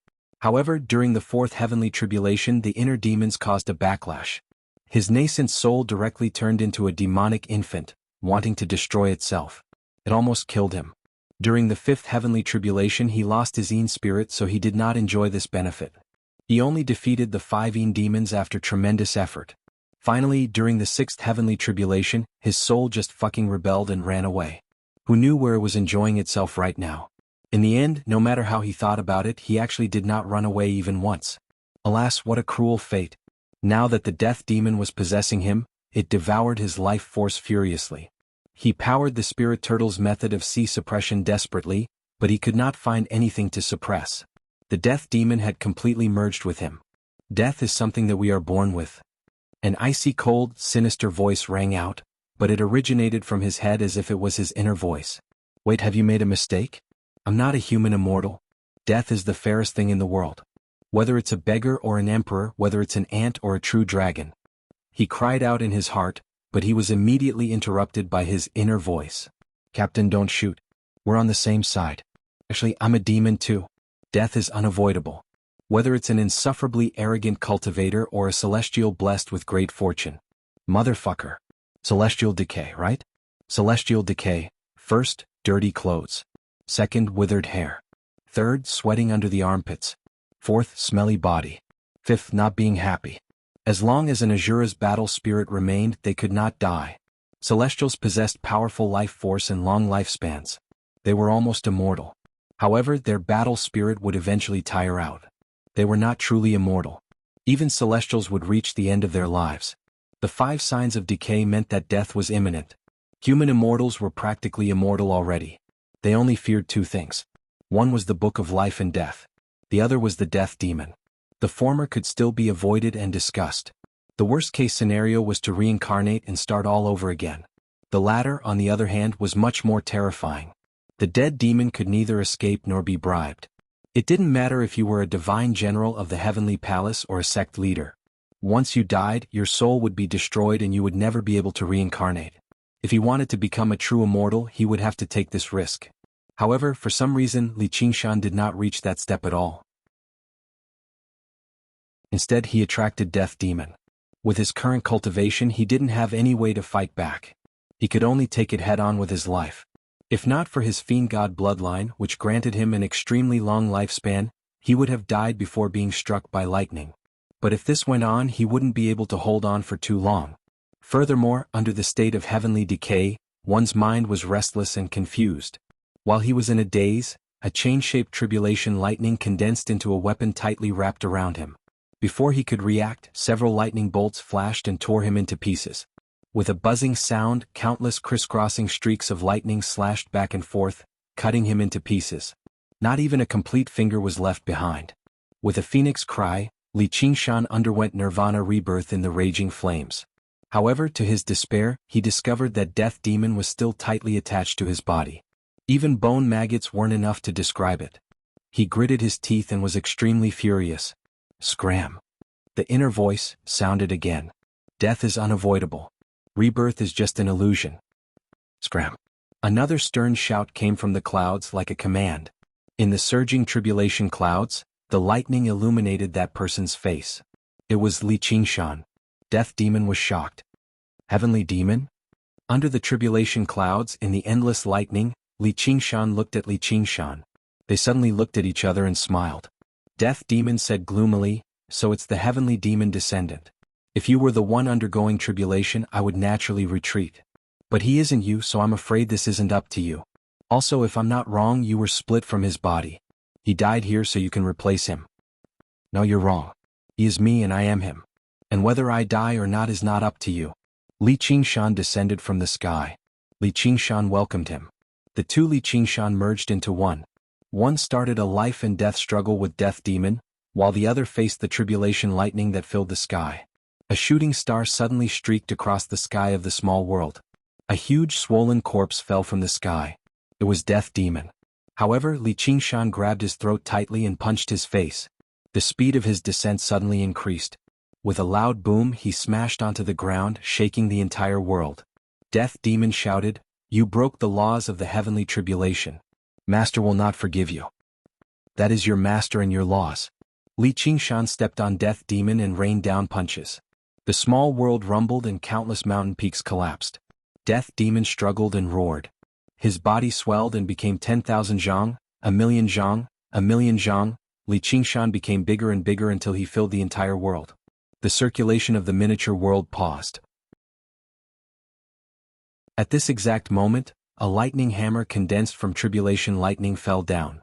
Li Qingshan used his innate ability and threw a punch, but the power of tremors on his fist suddenly dispersed. The lightning hammer smashed him into the ocean, shattering him to pieces. In an instant he hit the bottom of the sea. The island foundation of the Xianming cave abode cracked, and scorching lava spewed out from the cracks, creating huge waves. In the surging lava, Li Qingshan had just regained his vision when he saw countless lightning bolts flashing over. His waist tightened and he was tightly bound by the lightning chain again. If he couldn't suppress this Death Demon today, only death awaited him. Death Demon continued to expand, wanting to burst out of the small world. He laughed sinisterly, "Even though you are the descendant of Heavenly Devil, you are still too young. I have a question. Will Death Demon also die? What do you want to do?" Li Qingshan stabbed his hands into Death Demon's chest and drilled in. Death Demon's eyes widened, and Li Qingshan's smile appeared on his face. His body twisted and began to shrink rapidly. When the small world recovered its operation, Li Qingshan roared and broke free of the lightning chain. He spread his wings of wind and flapped them with all his might. He split the sea and swept away the countless tribulation lightning weapons' encirclement. He rushed into the sky and shattered the lightning hammer with one punch. Crimson patterns interweaved, and the tiger's roar shook heaven and earth. Tiger Demon was furious.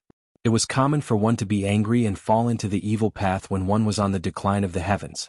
Taking advantage of this opportunity, Tiger Demon transformation broke through again. In a split second, his blood boiled, and his murderous intent surged like the wind, filling the sky with lightning. In the small world, Death Demon had turned into a warped lump of flesh, struggling and rolling. Sometimes 2 arms would appear and strangle his throat. Sometimes 2 heads would grow and tear at each other. Li Qingshan seemed to have the upper hand, but his lifespan was being continuously devoured by Death Demon, and his primordial spirit was also showing signs of the decline of the heavens.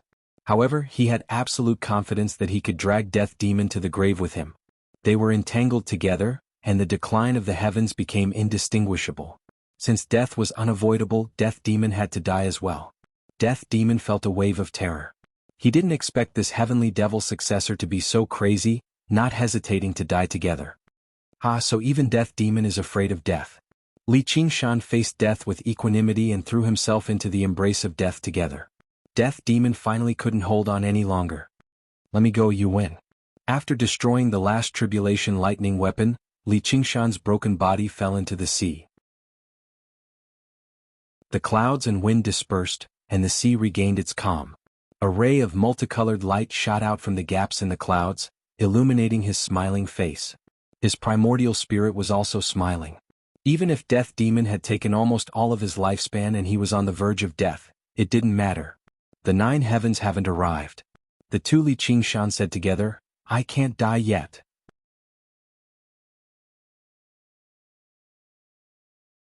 Chapter 1573.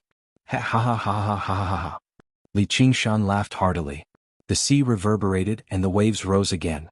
There was a thunderous boom and light streaked across the horizon. His laughter was still echoing and the waves were still surging, but he was nowhere to be seen. The sun set, the moon rose and the stars twinkled. In the middle of the sky, a star suddenly went out, and a star on the horizon shone a little brighter. The sky-devouring beasts never stopped devouring, and the world of the 5 continents continued to expand. From an insignificant and weak star, it gradually became a bright star.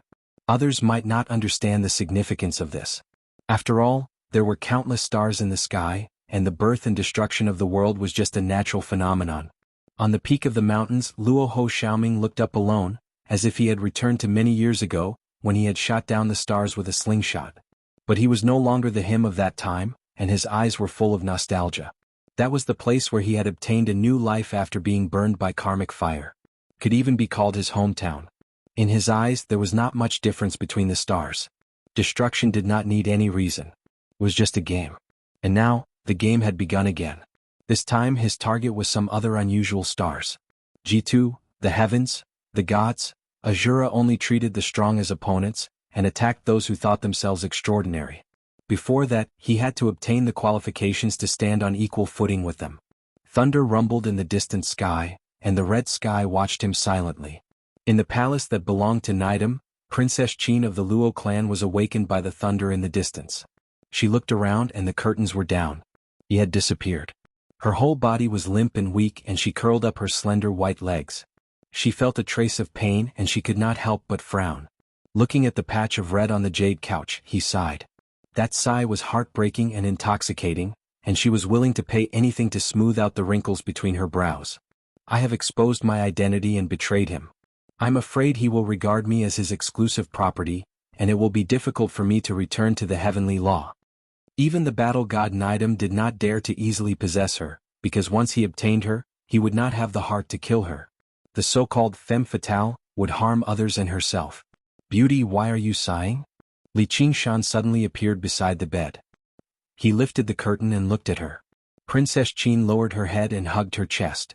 She curled up and didn't say anything, which made her look even more charming. Li Qingshan licked his lips. Get dressed. I'll take you back to the heavenly axiom. Princess Qin raised her head in surprise. You want to send me back? Do you think I would lie to you? If it were any other day, Li Qingshan might have been reluctant to part with it and asked her to thank him a few more times. However, now that he had just overcome his 6th heavenly tribulation, he was in high spirits and ready to do something big. What femme fatale? Peerless beauty? He didn't care about them at all. Princess Qin's heart relaxed, but she also felt a lot of resentment. She put down her arms, stood up, and elegantly put on her clothes. She looked deeply at him with her clear eyes. You're even more heartless than Needham. Li Qingshan was thinking about how he could go on a rampage and do whatever he wanted. He was beaming with joy. What? Nothing? Strange woman. Li Qingshan shrugged his shoulders, grabbed her waist and disappeared from the palace. On the vast ocean, Princess Qin immediately said, "This is not the heavenly axiom. This is the mortal realm." Although one could reach the heavenly axiom from the Azura path, there were many checkpoints and heavily guarded areas. If they were not careful, they might be attacked by both sides. Although Li Qingshan wasn't afraid, he didn't want to charge through the checkpoints. Of course, it was better to sneak in. The 5 continents were devouring other worlds, so the heaven-climbing vine was needed. Luckily, he was prepared and took a bud for Huan Yaozhu to help him grow. After flying across the ocean, they arrived at the 100-herb garden.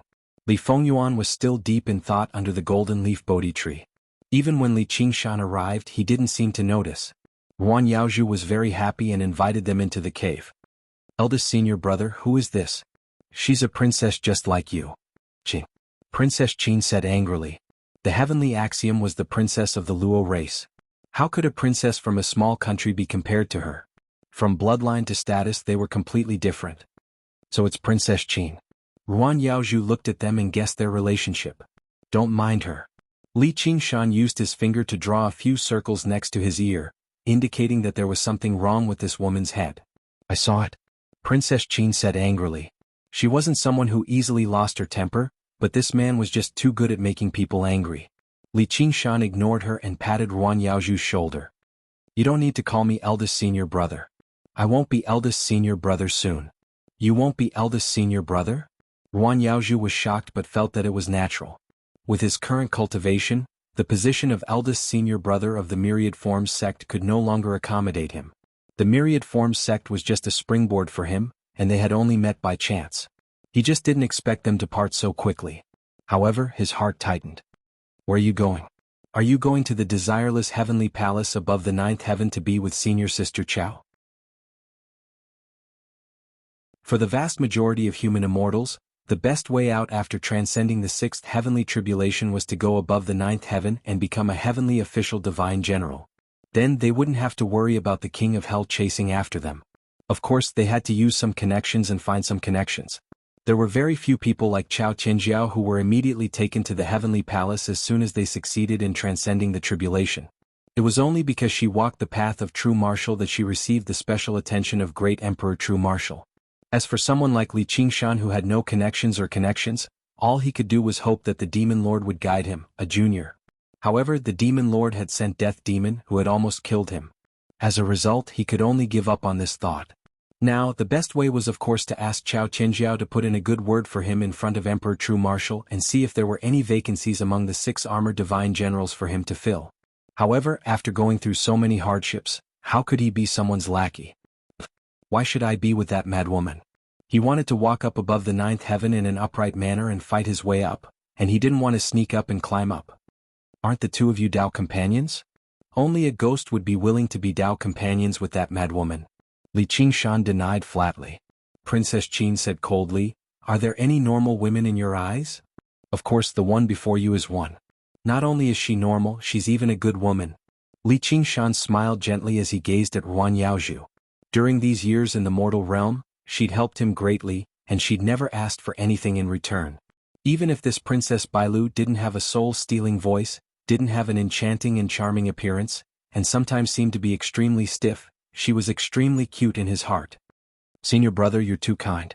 Ruan Yaozhu's face blushed, and it grew redder and redder while she spoke in a voice that was like the buzzing of a mosquito. "Then where are you going?" "I'm going on a long journey." Li Qingshan's eyes were bright and full of spirit, and it seemed as if his gaze had penetrated through all obstacles to arrive at the distant future and the unknown new world. Ruan Yaozhu originally wanted to ask when he would return, or if he would return, yet she suddenly understood something and said with relief, "I wish you a pleasant journey. If you have any wishes, then tell me. I'm very strong now." Li Qingshan raised his right arm and displayed his muscles. Ruan Yaozhu smiled lightly. "I'll tell you the next time you come." Li Qingshan was stunned. "All right." Under Ruan Yaozhu's gaze, Li Qingshan left the 100 herb garden with Princess Qin and the heaven-climbing vine.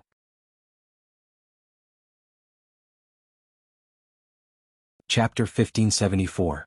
Li Qingshan planted the sky-climbing vine on the remnant island of the Xinming cave abode. He casually used the Qilan's ability and the green vines grew rapidly, stretching out tentacles as they climbed up. Plants like ivy and dodder, however, had no support at all and soared straight up into the clouds. The top of the vine reached an extremely high altitude and suddenly pierced into the void, continuing to grow. "You can go now." Li Qingshan clapped his hands as if he had just finished a small task and was dusting off unnecessary dust. Princess Qin, however, did not move and said with a bitter expression, "You said you would send me back." "That's right, the heavenly Tao is above us. Who knows? Maybe it's the hungry ghost realm? Maybe it's the demon realm? And even if it's the heavenly Tao, I'm just a weak girl. Maybe I'll fall into the hands of the bad guys and enter the wolf's den after leaving the tiger's den." As Princess Qin spoke, she was on the verge of tears. "If you can't bear to part with me, just say it." Li Qingshan crossed his arms and curled his lips. No matter what, this girl had the cultivation of 5 heavenly tribulations and could not be considered a weak girl. "I can't bear to part with you." Princess Qin tightly grabbed onto Li Qingshan's arm and looked as if she would cry if he didn't accompany her to the heavenly Tao. "If Lord is really unwilling, I can't force you. If I meet evil demons, I will definitely protect Lord with my life." "Protect your sister? Do we know each other that well?" "Sai so troublesome. I'll send you there." Actually, Li Qingshan was also a bit curious as to what the heavenly Tao looked like. Among the 6 paths of reincarnation, only the heavenly Tao had not been to. With his current cultivation, it wouldn't be a problem for him to enter and take a look. Princess Qin's tears turned into a smile. "Thank you, Lord." Li Qingshan hugged her waist again and they walked into the sky-climbing vine together. They followed the winding path up until they reached the border of the mortal realm. Suddenly, a boundless golden light blossomed in front of them. Flowers fell from the sky and golden lotuses appeared on the ground. The sound of chanting came from the endless light. Even a Kinaro like Princess Qin became absent-minded when she heard it. If one were to look at it from the sea, the sky-climbing vine would be dyed a pure gold color from top to bottom. Then it would shatter inch by inch, scattering golden powder all over the sky. This light. I think I've seen it somewhere before. In a trance, he saw the goddess Nuwa mending the sky, the Kylin running, the phoenix soaring, the golden auspicious clouds, the Buddha smiling. Break. He gritted his teeth and opened the divine eye on his forehead. All the illusions disappeared. The golden radiance dimmed a lot, but it didn't dissipate. As far as the eye could see, there was a flourishing garden filled with golden leaf Bodhi trees. The ground was paved with golden bricks, and the sun was shining brightly above. Is this the heavenly Tao? Li Qingshan stepped on the gold bricks and looked up at the sky. For some reason he felt a strange sense of familiarity and belonging. At first, he thought that he was the son of destiny of the heavenly Tao, which was why he had such a feeling. After all, he had 3 sacred bloodlines, so it was not strange for him to be favored by heaven's will. But when he thought about it carefully, it seemed that it wasn't just that. Lord, have we arrived? Princess Qin rubbed her eyes and asked in a daze. Were you asking? Li Qingshan said unhappily. He didn't know why he couldn't sense the heaven-climbing vine, which meant that his path of retreat had been cut off. If it wasn't for the fact that he didn't feel any threat or hostility, he would almost suspect that this was a trap. I'm confused. Princess Qin smiled apologetically. Her smile was gentle and elegant, and the melancholy on her face suddenly disappeared. The two strolled in the garden. Princess Qin hugged Li Qingshan's arm. At first glance, it seemed like a pair of lovers meeting in the forest. However, Li Qingshan felt that it was more and more unusual. The mysterious feeling was like the growth of plants. He didn't feel any discomfort, but instead felt extremely comfortable, carefree. This was definitely not the 3,000 worlds. A normal world couldn't contain the existence of a Yao god. However, it wasn't like the 6 paths of reincarnation either. The laws of heaven and earth were hidden very deeply, so deeply that it was difficult to see through them. It was as if they were covered by some kind of power, and it was impossible to determine the nature and source of this power. Perhaps this meant that this world was a higher-level world than the human path and Yao beast path. Or perhaps it was a special attribute of the heavenly path like the hell path. Lord, this doesn't seem to be the heavenly path. Princess Qin bit her lips as if she couldn't believe it. Her eyes were filled with inconceivable surprise. Are you sure? This seems to be the Western Paradise. Li Qingshan's body trembled as if he had been struck by lightning. What did you say? It can't be wrong, it can't be wrong. This is the Western Paradise. That was great. Great. Princess Qin was so excited that her body trembled. A breeze blew over and she let go of Li Qingshan's arm. She leaped into the air and actually danced among the Bodhi tree. She let out a bell-like laughter, extremely happy. Li Qingshan was dumbfounded. He stood there in a daze.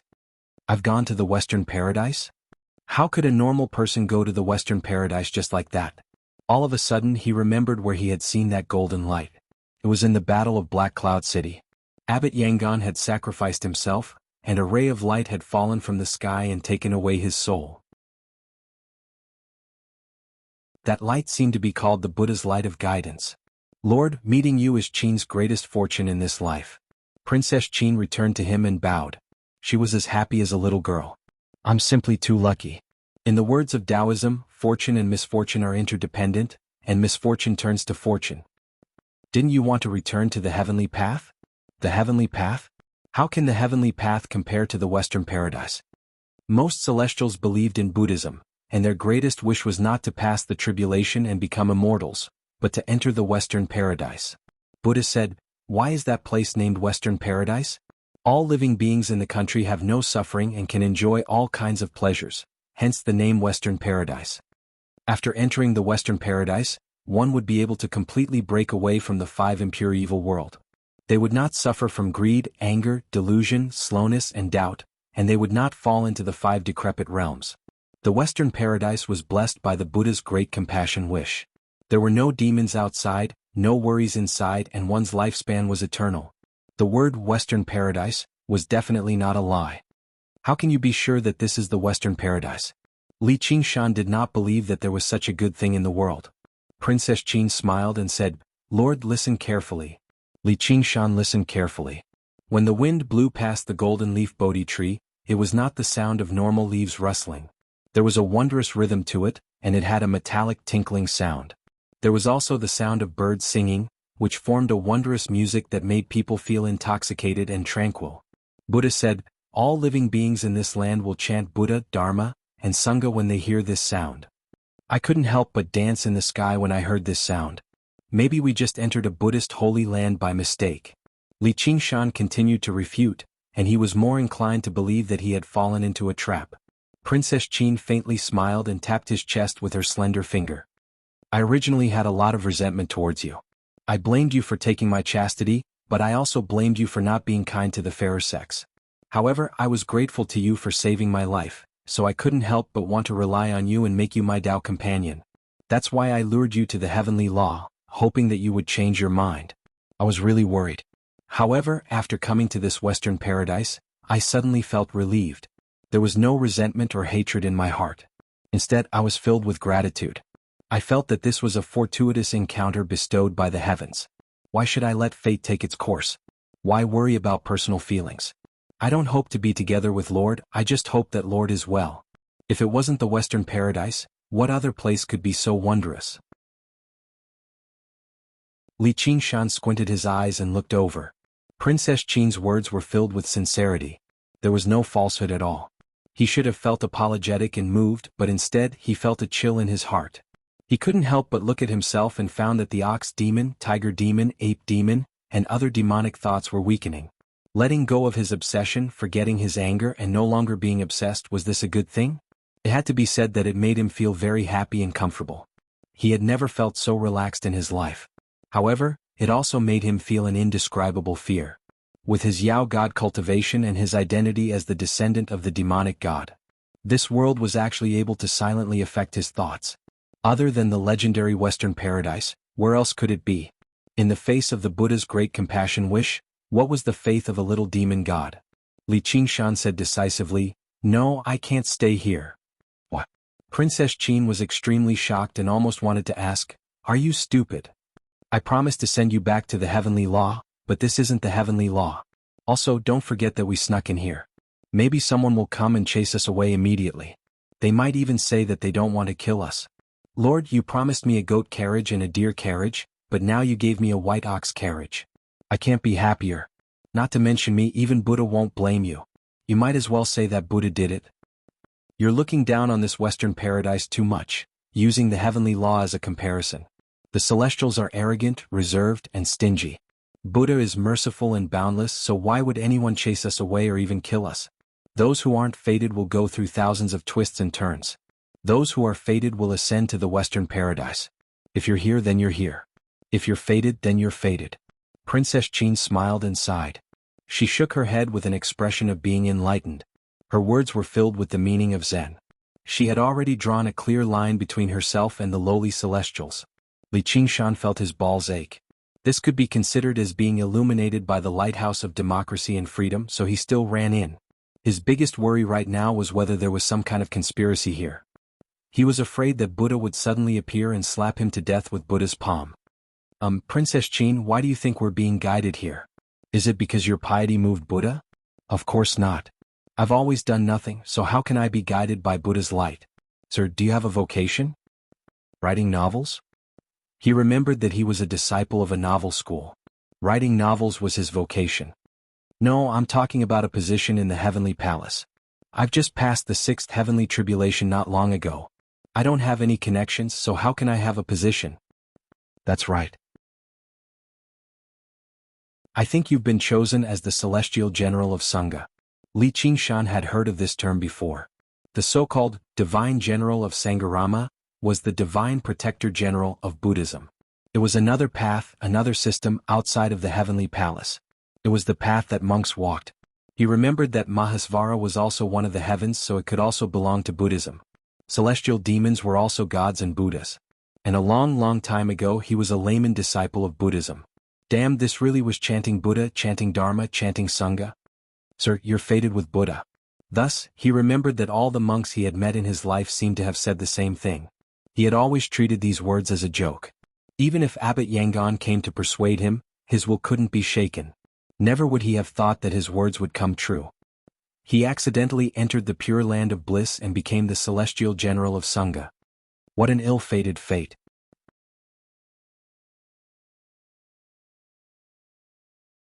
Chapter 1575. However, Li Qingshan also heaved a sigh of relief. Since he had become a divine general, there probably wouldn't be a palm technique that could descend from the sky. Right now, it was better to think about how to get out of this ghastly place. The scenery of this resplendent garden paved with golden bricks was indeed extremely beautiful, but there was not a single soul in sight. There was only a magic altar and a few fine houses. Although it couldn't be considered a ruin, there was an indescribable desolation that made people feel lonely. He glanced at Princess Qin. She seemed to be completely unaware and had a silly smile on her face. Hearing that he was leaving, she was reluctant to part. "I fulfilled my promise. If you want to stay, then stay." Li Qingshan waved his hand and left. The moment he stepped out of the garden, a sandstorm suddenly blew over and he almost couldn't open his eyes. After the sandstorm passed, he suddenly looked back. The Bodhi tree and the spell altar were gone. The garden had disappeared without a trace, leaving only a field of white sand. Princess Qin stood there in a daze. The smile on her face hadn't even faded yet. "What did you do?" As Li Qingshan was thinking, a golden light flew over from the horizon and landed in front of him. It was a golden leaf. The golden leaf flickered and a dignified and kind voice came out. "You must be the new divine general Sangha." "That's right. Follow me." The golden leaf flew over and Li Qingshan followed closely behind. In an instant they arrived at a dazzling hall.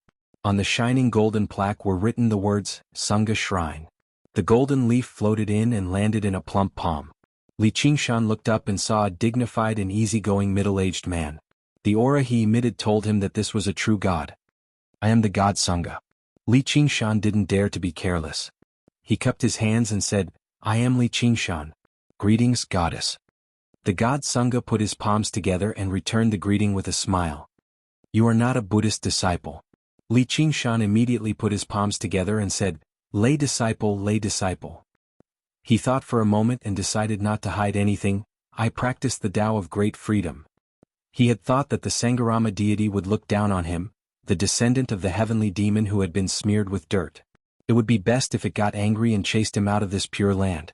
However, the Sangharama deity's smile did not change and it did not seem to care at all. Li Qingshan could only ask, "What does Divine General Kalin need to do?" He must be a character like the double flower red rod, who went around slaying demons and devils, shouting, "I will destroy you on behalf of Buddha." He could seize the opportunity to slip away. However, the Sangharama deity disappointed him again. "Don't be impatient. You have just arrived at the pure land of ultimate bliss. You can take a look around first." Li Qingshan made up his mind. "May I ask how I can get out of here?" "Get out?" The Sangharama deity was also surprised. Most people who came to this pure land of ultimate bliss would be overjoyed and grateful. There had never been anyone who was in a hurry to leave. "To tell you the truth, I once swore the Nether River blood oath."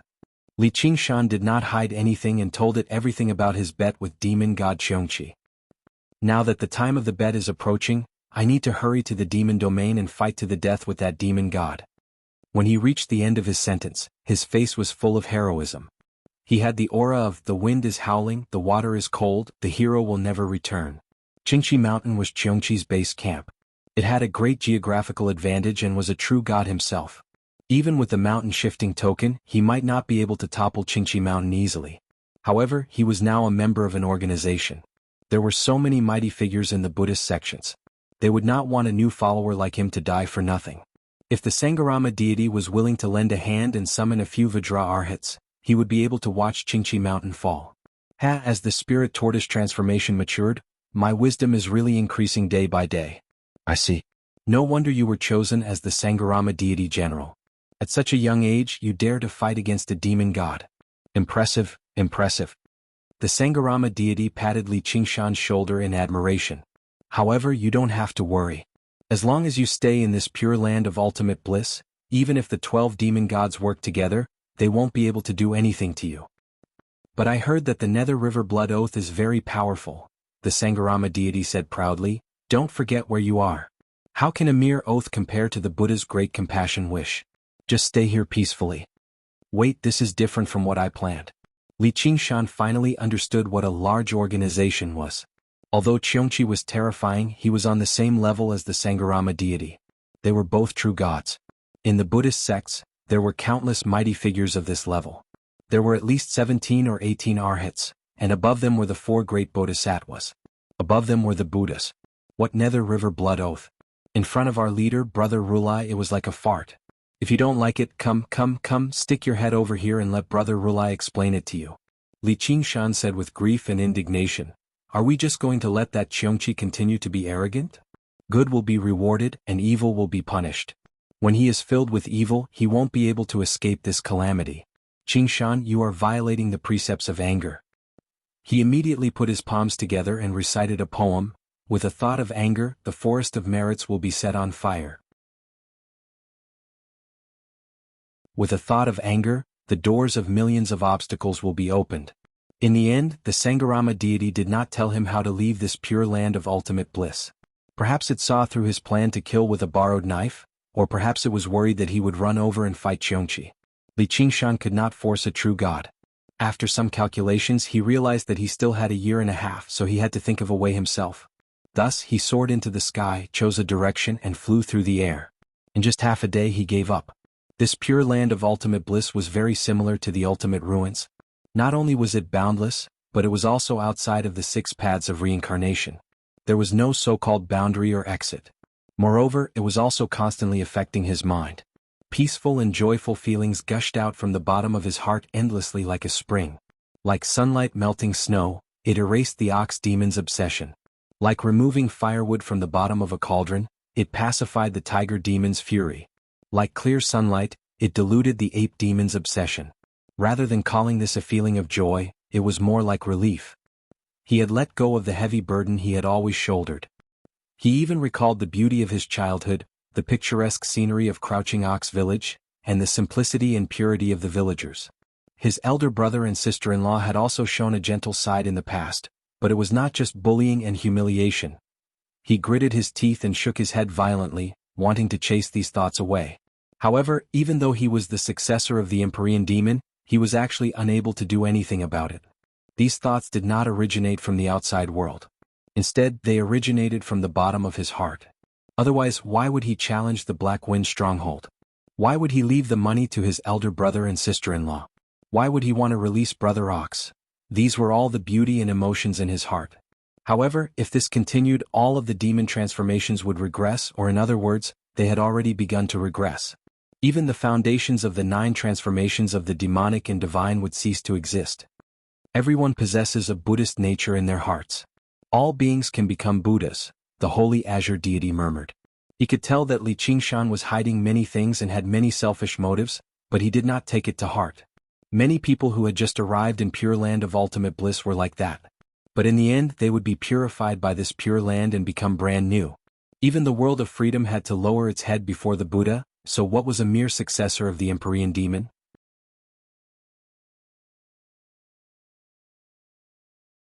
Chapter 1576. Li Qingshan clutched his head with both hands, his brows furrowed. His body arched and his spine stood tall, like a struggling ox. A strange smile hung at the corner of his mouth.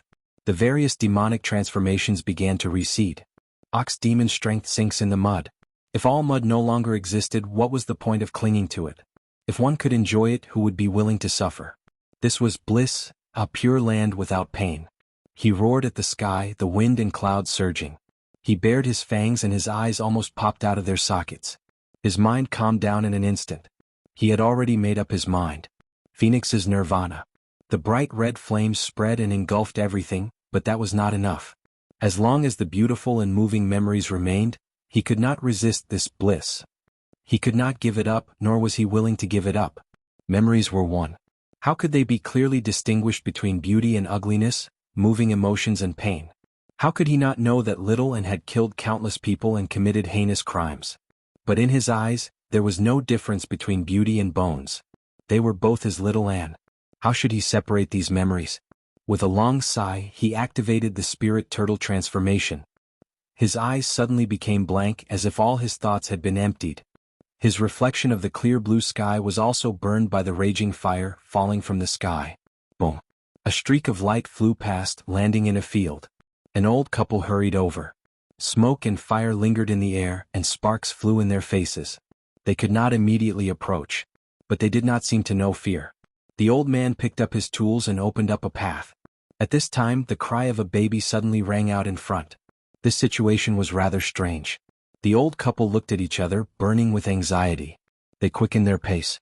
They hurried through the burnt sorghum and the old man missed. The old woman reacted quickly and grabbed his arm, preventing him from falling into the scorched pit. The flames in the sinkhole had not been completely extinguished. In the middle of the sinkhole was half a broken eggshell, and there was a baby lying inside. His body was wrinkled and pink. He clenched his fists and kicked his legs, as if he was fighting with an invisible monster. He was crying loudly. The old man slowly slid down the sinkhole, extinguished the remaining fire and approached the baby. The baby suddenly opened his eyes and stopped crying. A pair of big red eyes clearly reflected the surrounding scenery. The old man stopped in his tracks, not daring to approach. The old woman walked past him and picked up the baby. Her face was full of excitement. "Old man, look, it's a baby. It's a gift from His Majesty." Before they came to this nirvana, they ate vegetarian, prayed to the Buddha, and did good deeds all their lives. However, they didn't have any children. They were the typical local example of good people don't get rewarded. They didn't have any regrets. They were pious and did good deeds as usual. After they died, they were led to this nirvana. However, they didn't stop thinking about it. Today their dream finally came true. When the old man heard this, he no longer hesitated. He immediately knelt down and chanted the name of Buddha. They carried the child back to the house and fed him rice porridge. The child did not refuse and ate more than an adult. The old woman beamed with joy. "Oh, luckily we are in His Majesty's territory. Otherwise we would all be poor because of him." The old man slapped his thigh. "All right, I'll go and plant more pumpkins. We can harvest them in a few days and feed the kid pumpkin soup." The pure land of ultimate bliss had the saying, "Flowers that don't wither in all 4 seasons and the scenery of spring in all 8 seasons." The climate was warm and comfortable, and there was no severe cold or heat. The land was exceptionally fertile, and there was no need for labor.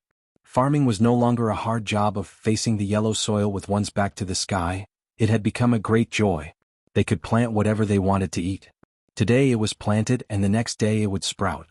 It was different every day. Soon it would blossom and bear fruit. It was an indescribable joy. The fields were always filled with the fragrance of flowers. The child was growing up day by day. Yes, the child was growing up every day, every moment. The next day he could run all over the place and eat more and more. A few days later, the newly planted pumpkin patch could no longer satisfy his appetite. The old couple did not find it strange. Presumably, in this nirvana, children grew as fast as melons and fruits. One day the child was eating melons. Suddenly, a light flashed through his mind.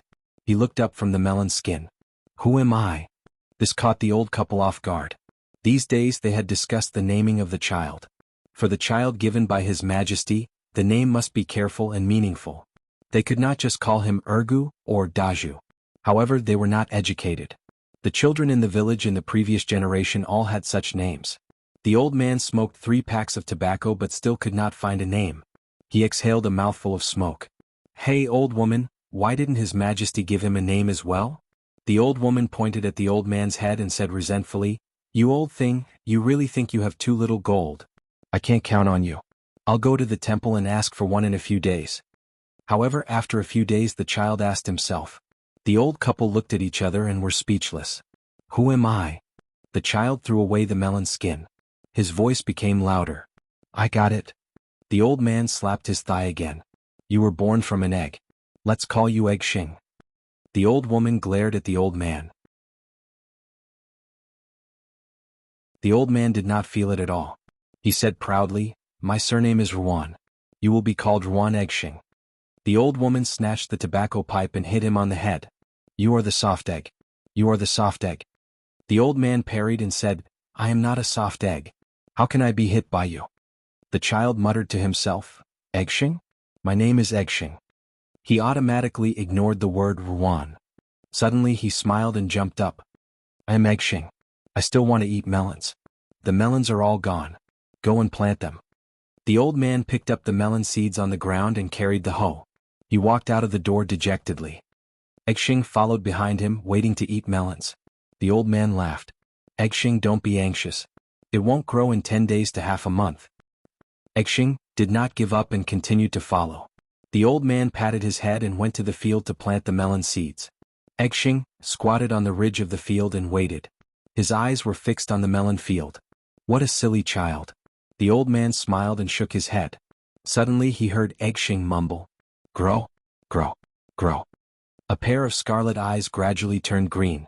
They were as clear as water and as green as leaves. The melon sprouts broke out of the soil and grew at a speed visible to the naked eye. Bright yellow flowers bloomed and round fruits grew under the petals. They swelled up like balloons. In the next moment the melon was ripe and fell. Egshing rushed into the melon field and picked up a watermelon that was bigger than his head. He smashed it with his head and started eating.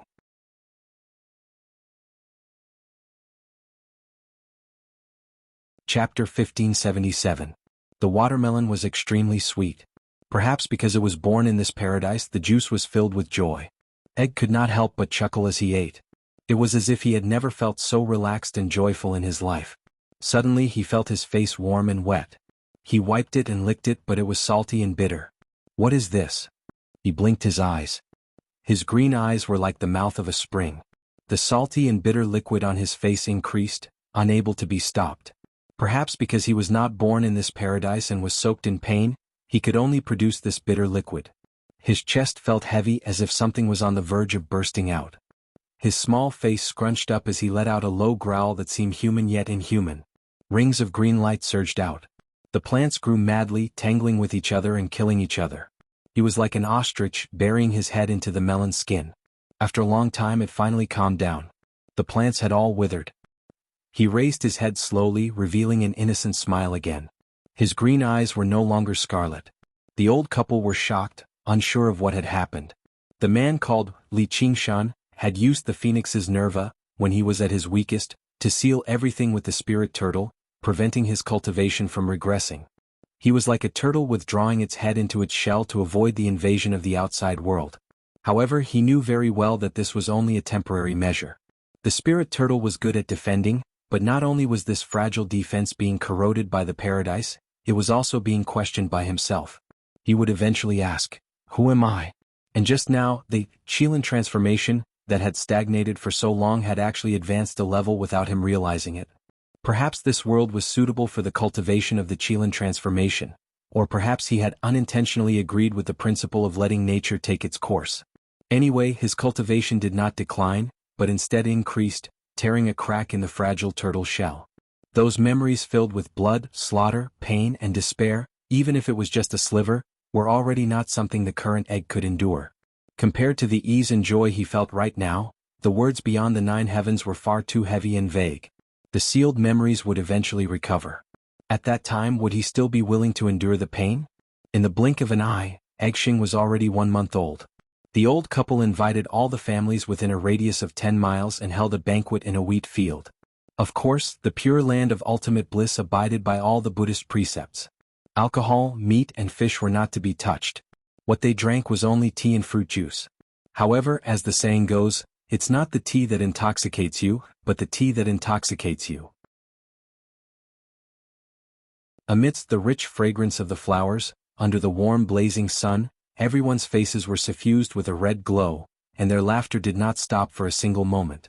In the middle of the threshing field was a square table with a rattan chair on it. The main character of this gathering, Egshing, was sitting high on the rattan chair to ensure that everyone could see him. He looked to be about 8 or 9 years old. He wore a tiger head hat and tiger head shoes, and a silver safety lock hung around his neck. However, he was the only one who wasn't smiling. His eyes were half closed and he was dozing off.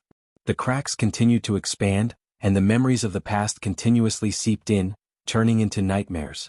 Sometimes he would dream of being forced to work, being exposed to the scorching sun, his whole body aching. Sometimes he would dream of carrying a corpse and climbing an iceberg with difficulty. The most terrifying were those dreams where he was being hunted. The enemies were all different. There was an ugly and malicious old woman, a cold and confident swordsman, and a ferocious black dragon. Every time he was forced into a desperate situation, he would wake up from the nightmare. Thus, he tried his best to stay awake, and only took a short nap when he couldn't take it anymore. Fortunately, when he was awake he was still relatively happy, and he also liked this kind of liveliness. The threshing field was full of joy. Even though he could be seen just by raising his head, he was still surrounded by people. There were 3 layers inside and 3 layers outside, and all of them were clicking their tongues in wonder. Among the various Buddhist precepts, the prohibition of lust was far more serious than the prohibition of alcohol. However, eating, drinking, and sex are the great desires of man, and it was very difficult to overcome. But in this pure land of ultimate bliss, it was not a problem at all. Everyone had no desire for lust, even husband and wife could not do it, so it was rare for newborns to be born. If it was in an ordinary world, to grow this big in a month, one would probably be treated as a monster. But in this pure land of ultimate bliss, no one thought so. Everyone's heart was filled with kindness, and they were sincerely happy for the old couple. They looked at Egshing as if they were looking at their own children. Egshing was infected by this atmosphere and he could not help but smile. Egshing, show them what you've got. Old man Ruan shouted. Okay. Egshing responded and jumped up, somersaulted and firmly stepped on the back of the chair. He put on a posture of golden rooster standing on one leg, and shouted, grow, grow, grow. Clusters of wheat sprouts broke through the soil, and in the blink of an eye, the threshing field became a golden wheat field. Amidst the exclamations someone said, it's amazing. As expected of the child bestowed by Buddha. Brother Ruan, you should go to the temple to fulfill your vows. Old man Ruan touched his head. I haven't had the time. There's no time like the present. Let's go now. Everyone, let's go together. The crowd cheered loudly, lifted the table as if carrying a palanquin, and walked majestically to the temple. This side of the world was full of temples. In less than 2 hours, they arrived in front of a solemn, simple and ancient temple. The reception monk welcomed them into the temple and invited the abbot. Everyone talked at once, and the abbot was also surprised and a little suspicious. Unlike these ordinary people, who only knew how to recite Buddhist scriptures, he was a serious Buddhist. Even Guanyin sending children was a common saying, let alone Buddha sending children. Therefore he used heavenly eye to take a closer look at Egshing, and could not help but be surprised. He quickly lifted his kasaya and bowed deeply to Egshing. Amitba, I didn't know it was Divine General Jialan. Please forgive me for not going out to meet you. What he saw was no longer a child, but a golden, tall and majestic god. No matter how suitable the pure land of ultimate bliss was for Buddhists to cultivate, it was still rare for one to survive 6 heavenly tribulations. Divine General Jialan was already a righteous Buddhist god. Although his official position was not high, he had entered the ranks of gods and could be worshipped by believers. Even if he was reborn and his memories were sealed, his godhood would still exist. In the pure land of ultimate bliss, monks had an extremely high status. Hearing that it was Divine General Jialan, everyone hurriedly bowed down. Even the old couple did not dare to not bow. Egshing jumped into the crowd and helped them up. He widened his eyes and questioned the abbot. You Baldy, why are you talking about blue and green? Get up, don't bow to me. The abbot was shocked. Could it be that this divine general was unwilling to reveal his identity? At this moment, a magnificent voice came from outside the temple. Amitba. Long time no see, General Li. A monk holding a monk's staff, wearing a bamboo hat, and an old kasaya walked into the temple. Egshing felt inexplicably anxious. Who are you? You also call me a general? What General Li? Why not General Watermelon?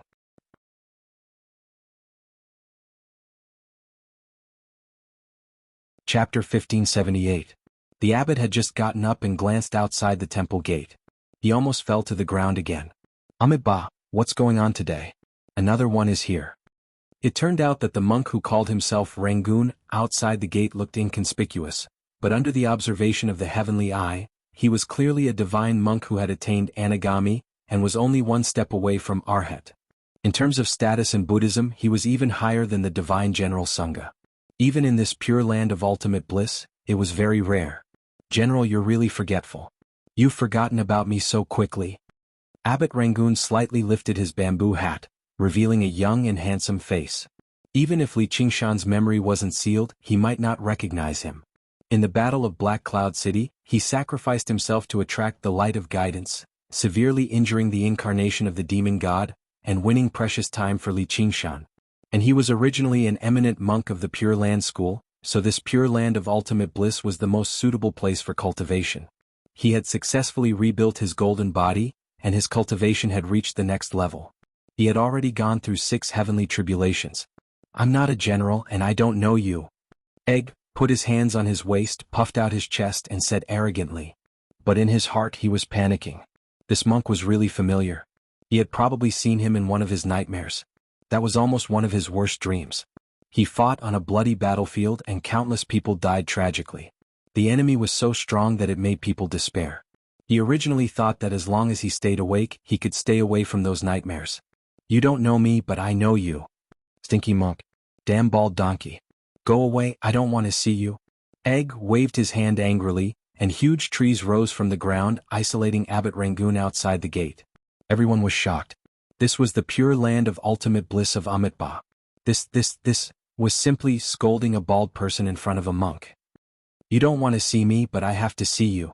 Abbot Rangoon didn't need to use the heavenly eye to see that the tall and mighty divine General Sangha looked exactly like Li Qingshan. He walked into the temple and all the huge trees automatically parted to make a path for him.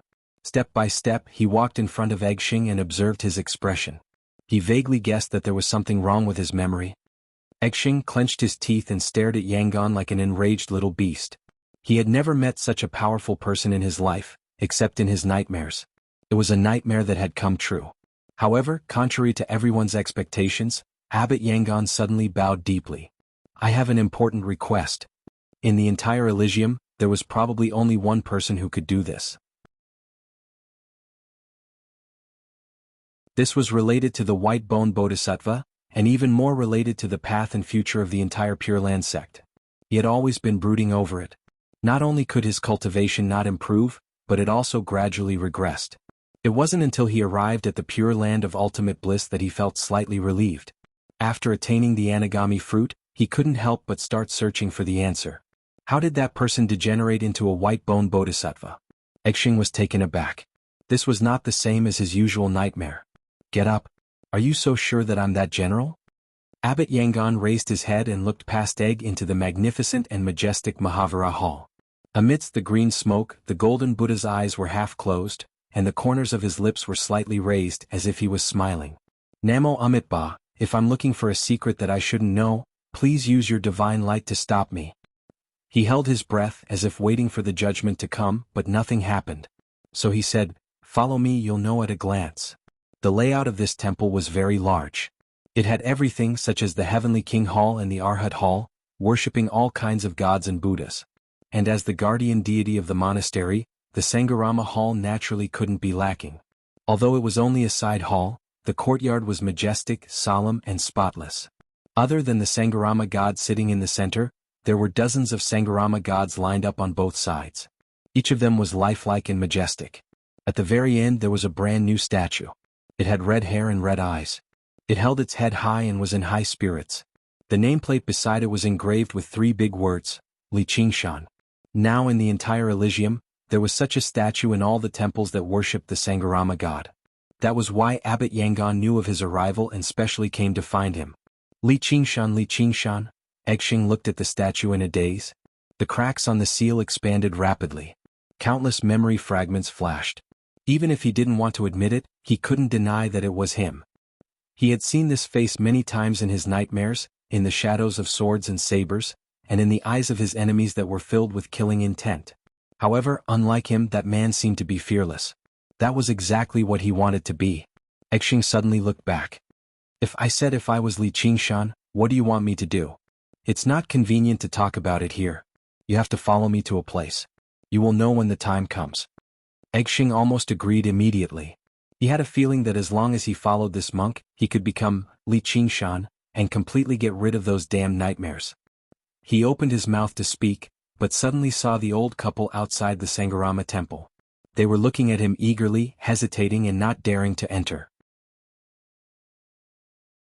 Thus, he lowered his head and no longer looked at the statue. I can't go with you. I want to go home. He clearly remembered that every time he woke up from a nightmare, they would always accompany him. There was no exception. Abbot Yangon was a little surprised and fell into deep thought. The night was dark and the bright moon hung high in the sky. In the melon field, Egxing sat on a big watermelon the size of a calf. He stared at the bright moon without the slightest hint of tiredness. He repeatedly recalled the experience during the day, especially the statue of Li Qingshan. Is that my original appearance? At this moment he heard a rustling sound. The old couple walked along the ridge of the field one after the other. He waved his hand impatiently. Grandpa, Grandma, I'm going to sleep now. Don't keep rushing me. The old couple looked at each other. Kid, you go. Exing was shocked. Where am I going? To find that master. Sai, seeing you have nightmares every night, we feel terrible. I thought you were possessed and even begged Buddha to protect you. I didn't expect you to be one of Buddha's generals. Buddha probably doesn't want to see you slacking off and not working. We begged Buddha, but we might end up harming you instead. Sai, Buddha has so many generals. Why can't he let you go? The old couple nagged. Exing felt a surge of warmth in his chest. He pursed his lips but couldn't say a word. He jumped down from the big watermelon, bowed deeply to them and ran away with large strides. The moonlight was as bright as day, elongating his shadow. Abbot Yangon stood alone in front of the temple, waiting. He looked a little compassionate. Wasn't this the paradise he had always yearned for? What else was there to ask?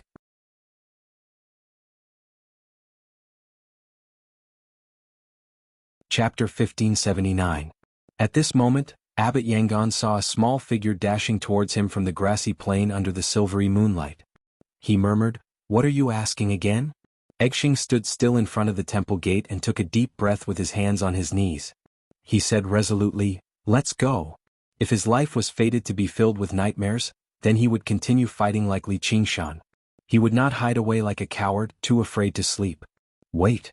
Exing barged into the temple again, and the monks exclaimed in surprise. He then walked out while clapping his hands in satisfaction. In the Sangharama hall, the divine general called Li Qingshan, who sat at the very end, had been smashed to a pulp. He no longer possessed his awe-inspiring bearing. Why? Abbot Yangon was also surprised. Becoming a god and being worshipped was probably something all cultivators hoped for. Was it because his position was too low? I don't want anyone to worship me. Amitba, do you only want to be equal to all living beings? I am ashamed. Abbot Yangon put his palms together and sighed with a smile, but only you can do this. What is it? Don't worry, we will talk as we go. Then they walked into the silvery blue night and disappeared into the vast plain. In the messy Sangharama temple, all the monks felt weak all over. In the pure land of ultimate bliss, not to mention the statues worshipped in the temples, no one even dared to damage a piece of paper with a painting of a god on it. They had never heard of such a horrifying and rebellious thing, and they did not know what to do. In the tall and deep divine hall, the Sangharama god and a group of divine generals seemed to be staring at them. The monks knelt on the ground and kowtowed repeatedly, confessing their sins. The abbot was the calmest. He ordered, "Quickly clean up this place, then go to Master Zhu's carpenter shop and hire another one. No one is allowed to leak anything about this." He went to the corner and held up the remaining half of the head of the divine general Li Qingshan. With his buttocks facing the sky, he bowed deeply. "I have failed to protect you well. Please forgive me. I will rebuild your Dharmakaya as soon as possible." The next morning, the Sangharama temple was swept clean again. A brand new statue stood high on the altar. The bright and beautiful sunlight fell on him, making him look even more spirited. From time to time, the monks would come over to take a look and pay their respects to confirm the existence of this statue. What happened last night was like a nightmare. At the same time, Egg-sun felt that Abbot Yangon had no ill intentions, so he told him about his encounter. "You have indeed lost your memories. Did I hit my head?" Egg-boy touched his head with both hands, but he didn't find even a big bump. "Haha, of course not." Abbot Yangon could vaguely guess that Li Qingshan had deliberately sealed his memories to resist the influence of the pure land of ultimate bliss. Based on his understanding of this kid, he was absolutely capable of doing such a thing. "Then how do I recover?" "Well, that's easy." Abbot Yangon smiled. His young and handsome face had a hint of ill intentions. He even patted Eggson's shoulder. "No need to thank me. I asked you to do something, so you should repay me." Thus, he turned around and slightly deviated from the direction. He passed through a dense forest where there were no wild beasts. He crossed a large river where there were no fish. He climbed up a large mountain where there were only bird cries that never stopped. It was a wonderful melody that seemed to be singing the praises of this wonderful world. Sometimes flocks of birds would fly, gather and disperse, and the sound of flapping wings would resound through the sky. It was like a paradise for birds, and they couldn't help but stop to admire it. Climbing to the peak of the mountain and looking down at the entire plain, Eggsen's eyes were wide open. He saw countless buildings at the foot of the mountain. There were houses, towers, canals, palaces, fountains, temples, and plazas. It stretched to the end of the horizon, and it was unknown how many hundreds of miles it was. Even in his previous life he had never seen such a big city. The clear river flowed down from the mountain, passing through the entire city and spreading to every corner through the canals. They followed the river, and the city was also filled with the sounds of birds and the fragrance of flowers. There were people coming and going everywhere, but they weren't idle. Similarly, there were peddlers and craftsmen who sold their wares. However, there was no worry on their faces. The peddlers weren't worried that their goods wouldn't be sold or that they wouldn't be able to get a good price. They didn't have any schemes, and they enthusiastically shared their goods with the passers-by. Their peddling was more like a singing competition among birds, and it became a street scene. The craftsmen were fully focused on their own work, but they didn't live on it. Instead, they lived on a passion that came from the bottom of their hearts. Any one of them would be an extraordinary master in the mortal world. And the handicrafts that came from their hands were all exquisite and peerless. In the ordinary world they would definitely be priceless. Now they were only placed by the roadside for passers-by to judge and choose. And the things used for trading were not gold, silver, copper, and iron, but Bodhi seeds. In this world, Bodhi trees were everywhere, and Bodhi seeds were not valuable. However, no one had any greedy or evil thoughts in their hearts. Bodhi seeds were just a kind of token, and everyone did their job and took what they needed. If you asked them to do nothing, they would feel that it was meaningless. Along the way, Eggsheng's mouth was not empty, and he carried a lot of food and drink in his arms. Although he didn't have half a Bodhi seed in his hands, with Abbot Yangon beside him, the bystanders thought that he was a young monk who followed their master to travel, and they fought to stuff things into his arms. This place is really... He gulped and swallowed everything in his mouth. A good place. The chef's skills were simply excellent. There were crystal-clear sweet potato glutinous rice and black sesame pancakes, burnt yellow 1000-page tofu, sweet and fragrant corn soup, and there were countless of them. Up until now there hadn't been a repeat, and it simply made his appetite increase. My Buddha is merciful and all living beings suffer. It would be great if the boundless world could be like this. Abbot Yangon sighed from the bottom of his heart, and he had infinite yearning. When that time comes there won't be anything left for you. Monks can all renounce asceticism and go home.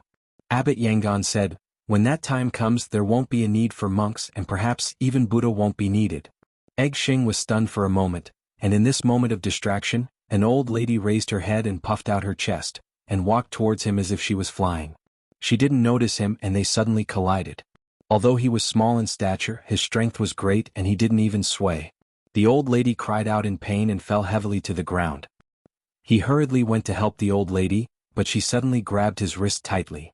He panicked in his heart and he didn't know why he was panicking, but he had a feeling that something terrible was about to happen. The old lady said, "Child, are you all right?"